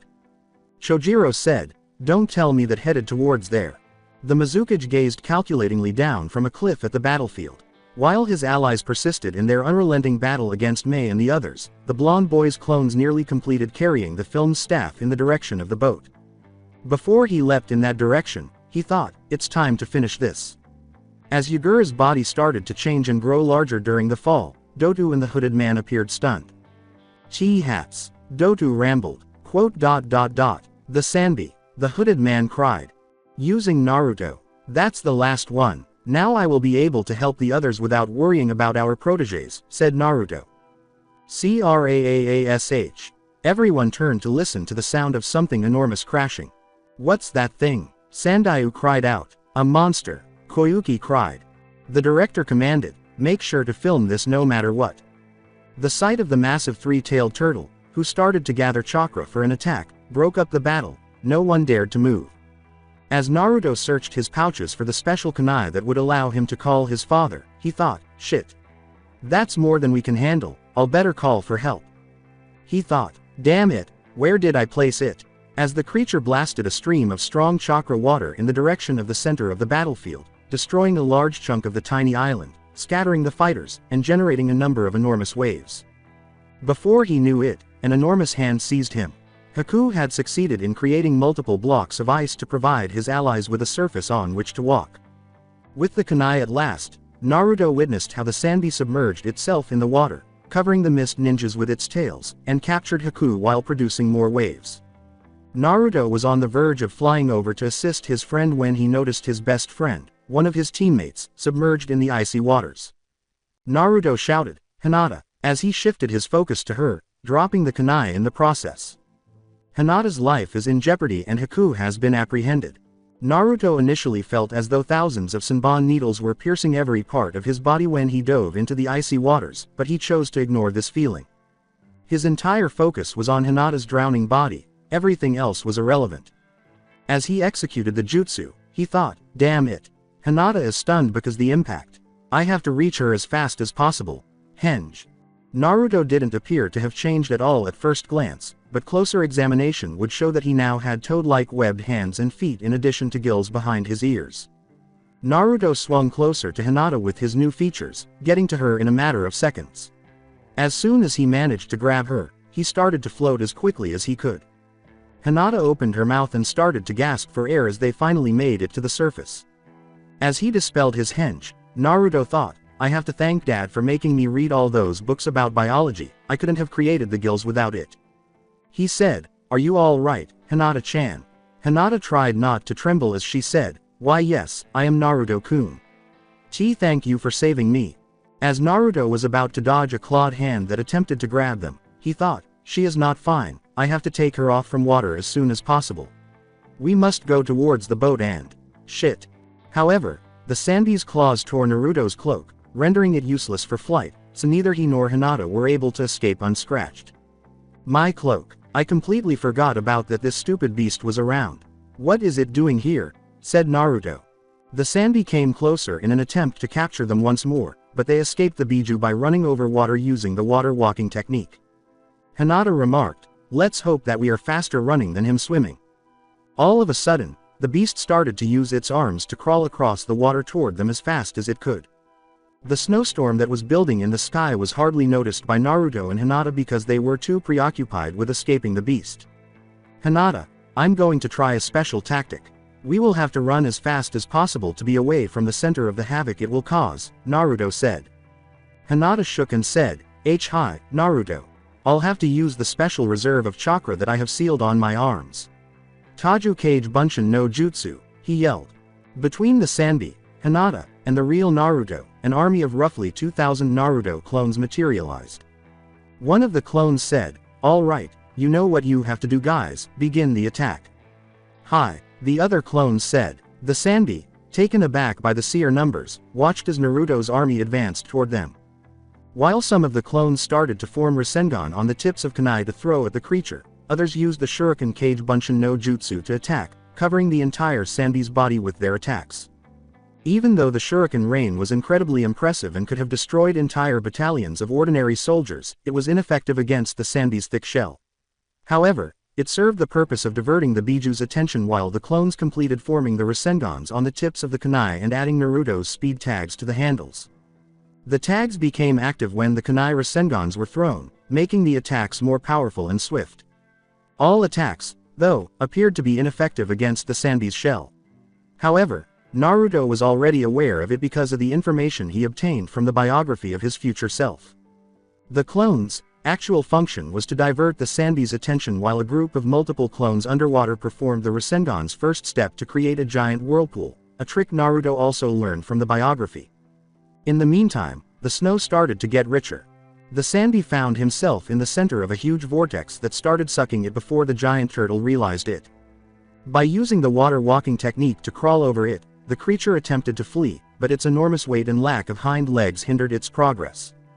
Naruto's plan was successful, as evidenced by the memories he obtained from the underwater clones. "Hinata, now we will have to run even faster," he replied. Hinata shuddered and said, "Hi, and Naruto." In order to escape the maelstrom that Naruto's clones had created, the young ninjas focused all of their chakra on their feet.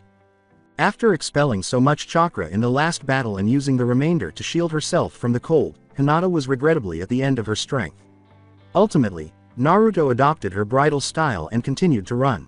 They finally made it to the coast and left the chilly waters behind, but they were unable to locate the others, and the scattered snowflakes had grown into a full-fledged snowstorm. "Damn it, the seals on the bracers got damaged because the water, we can't send a message asking for help. Unlike other seals, these ones are very delicate. I have to find a way to improve them when we return to Konoha, but now our priority is to find a refuge until the storm clears. We have to change these wet clothes," said Naruto. For a few minutes, which seemed like hours, they walked inland, but the storm had gotten so bad that they could only see 20 meters ahead and were totally lost. "Byakugan," shouted Hinata, attempting to stay conscious. As she deactivated her blood limit, Hinata rambled, "And Naruto. There's a small cave about a kilometer west from here. We could go there. I feel so tired." "Well done, Hinata-chan. Please put up with it a bit more, we'll be there soon," Naruto replied. The girl from Hyuga didn't answer. Naruto thought, "Shit, I have to take her there before it's too late." With alarm. Ignoring the fatigue that was starting to affect him as well, Naruto crossed the distance between them and the small cave while taking Hinata in the bridal style once more. After what seemed like an eternity, he finally arrived at the cave. Naruto nearly missed the entrance because it was nearly completely covered in snow. He made 2 clones while Hinata was still on his arms, and they started to clear the snow so they could enter. "They have enough chakra to protect themselves from the cold for a few hours. It would be better if I keep them as guards," said Naruto. As Naruto carried the unconscious Hinata into the cave, he gave the order, "Cover the entrance, leaving a hole to let air in and stand guard around the zone." With a nod, the clones started to hide the entrance. He took some of the camping supplies out of one of his scrolls as soon as Hinata and Naruto entered the cave, including a stove that he turned on right away and a number of dry blankets. "I won't complain again at Erosenen's lessons. I don't know what I would have done if I didn't listen to him when he said that I should be prepared for situations where I would be split from my team," Naruto thought. He appeared uncertain about what to do and anxious toward Hinata. What Erosenen told me about cases like this, wondered. With the answers, a picture of Jiraiya flashed into his mind. Hyuga women are known for having extremely beautiful bodies. No matter how much they train, their skin is always soft and smooth. Also, their bodies don't take a sturdy look with training. Training makes them stronger, faster and tougher as any kunoichi, but it doesn't change their appearance of goddesses, stated Jiraiya's image. "Why are you telling me that? I don't have time for your perverted ideas. I have to help Hinata warming her up," Naruto yelled. "Hey, I'm just a figment of your imagination created by your subconscious mind because the cold and the strain. It's true that the real Jiraiya told you about the virtues of Hyuga women, but it was up to you, that talk being the first thing that appeared on your mind," according to Jiraiya's image. Naruto rambled, What? But why I thought about that? Come on, brat, you know perfectly what you have to do to help her. Body heat. The best way to warm a cold body is the contact with a warm body. Yours, exclaimed Jiraiya's visage. But that means that. Naruto blurted, his face flushed. With a cheeky grin, Jiraiya's image said, yes. You'll have to take her and yours off so you could embrace her in order to share your body heat with her. But there must be another way. Perhaps if I place her near the stove, said Naruto. It won't work. She must receive the heat in a more direct way. Besides, you have to remove those wet clothes, you like it or not, the picture stated. Naruto grumbled, but I can't do it to Hinata-chan. Why not? It is necessary to save her life. You can't perform a surgery without spilling some blood. She is a medic nin and she will understand. I'm completely sure that she would the same thing for you. You wouldn't mind doing it with another person.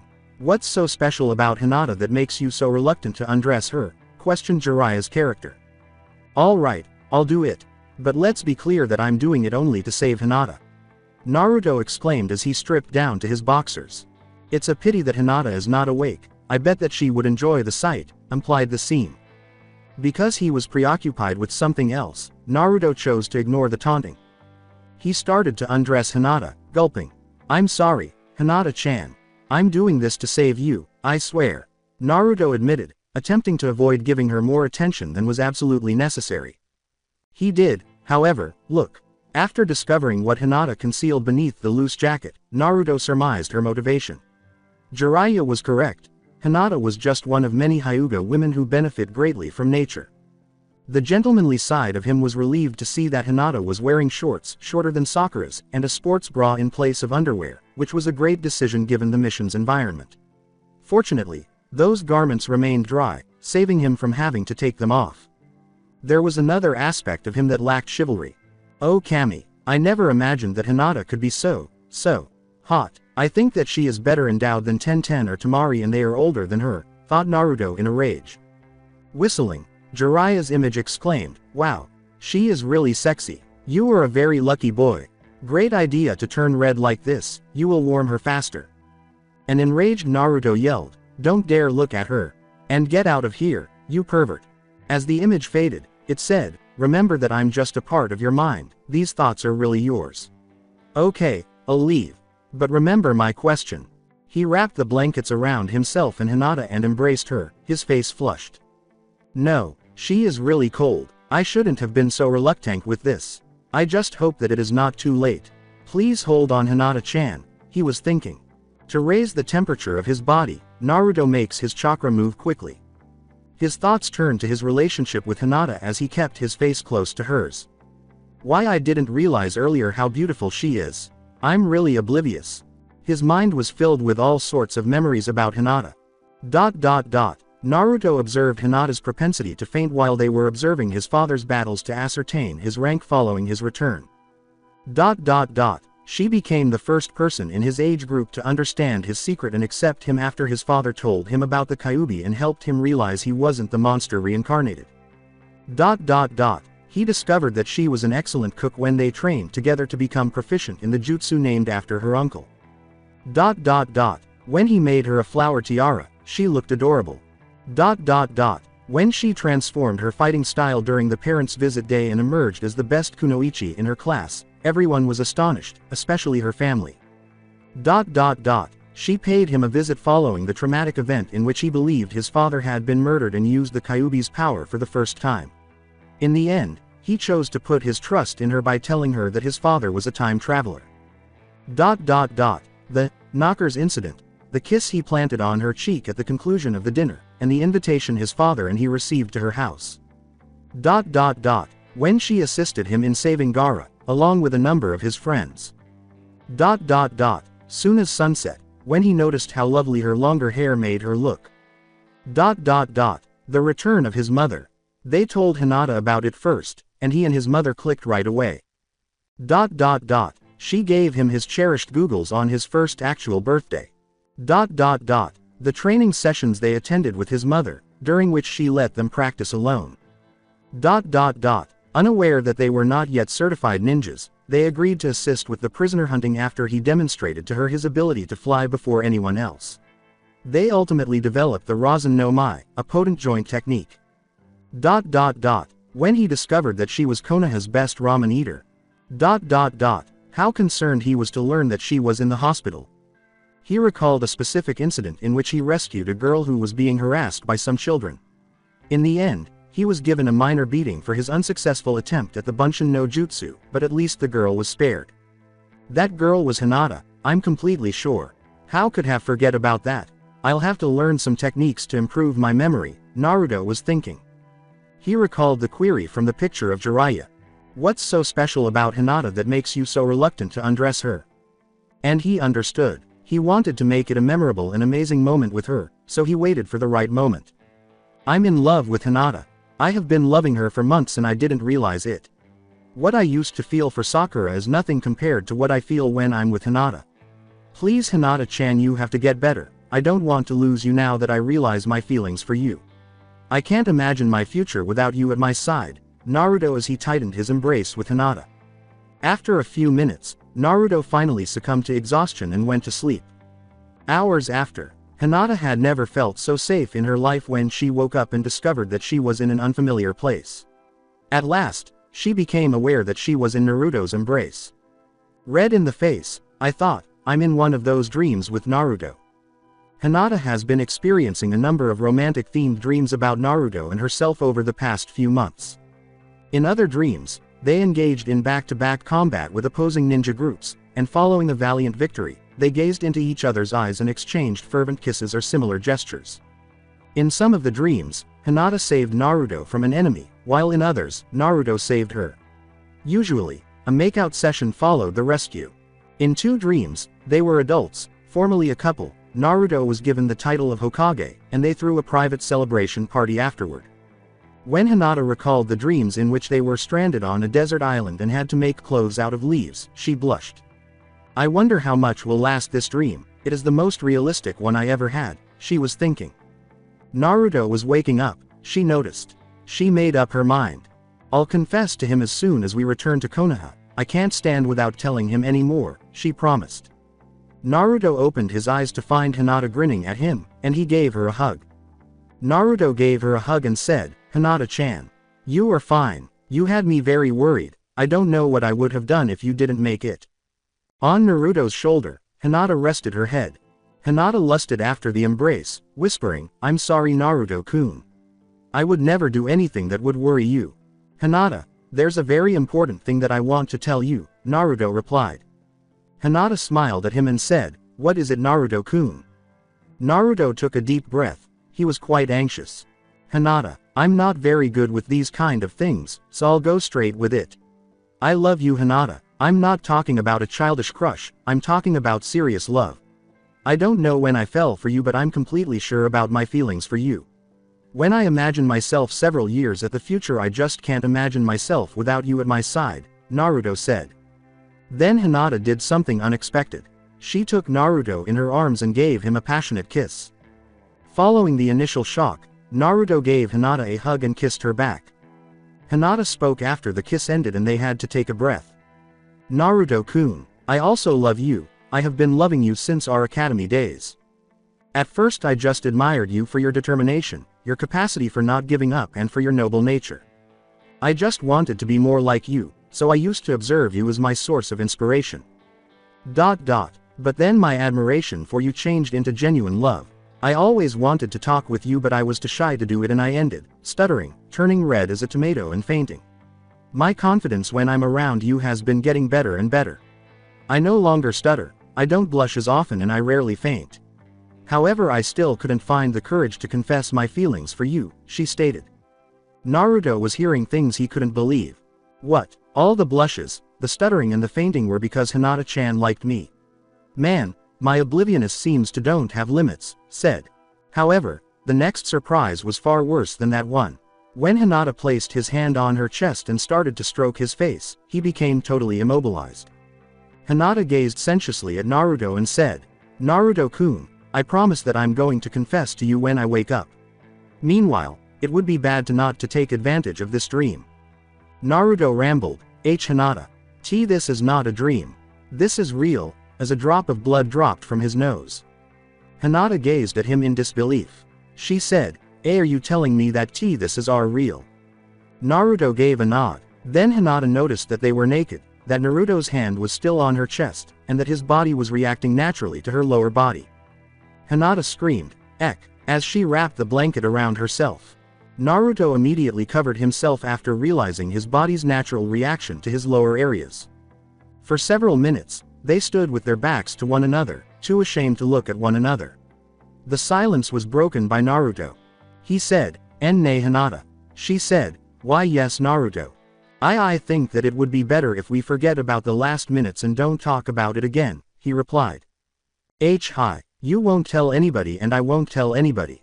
"En Naruto-kun, why are we almost naked?" replied Hinata. "Oh, well, you almost got frozen and I had no choice but to remove your wet clothes." He explained to her how they got into that predicament. Hinata blushed and smiled. I understand. Thank you for saving me Naruto-kun," she said. Naruto said, "Hinata-chan, will you forgive me?" "There's nothing to forgive, Naruto. You did it to save my life," Hinata replied. "I'm not talking about that. I'm asking for your forgiveness for not realizing that you liked me." "It must have been very hard for you," he replied. Hinata smiled and said, "Only if you forgive me for not telling about my feelings earlier." "Deal," he said. "Deal," was her response. Naruto smiled and said, "Why don't we settle it with a kiss?" Hinata remarked, "I would love it a lot." The young ninja's lips once more locked in a tender kiss that was less intense than the first. They broke the kiss after a few seconds. "Nay, Hinata, does it mean that we are couple now, isn't it? That I'm your boyfriend and you are my girlfriend?" he replied. Overwhelmed by the joy she was experiencing, Hinata exclaimed, "Why yes. You can consider me your girlfriend now. Hinata-chan, I promise you that I'll be the best boyfriend possible. The other girls will envy you and you know that I never go back with my word," Naruto said. "I promise the same for you, Naruto-kun." "What time is it?" she responded. Naruto examined a watch that was part of his survival gear. "It's still night, we should sleep some hours before we get out to look for the others," Naruto replied. Hinata blushed and said, "Yes, we need the rest." Naruto-kun." He said, "Yes, Hinata-chan." She blushed and twitched her fingers as she said, "I'm still feeling a little cold. Would you mind if I sleep embracing you again?" It's only for sharing the heat." Naruto said, "Of course, Hinata-chan," as he walked over to her holding the blanket. The newlyweds gave each other a hug. He said, "Nay, Hinata. Will you tell me about dreams?" "En Naruto," Hinata exclaimed. He answered, "Can't blame me for trying." I will continue the story in next part. Till then, we weeb offline.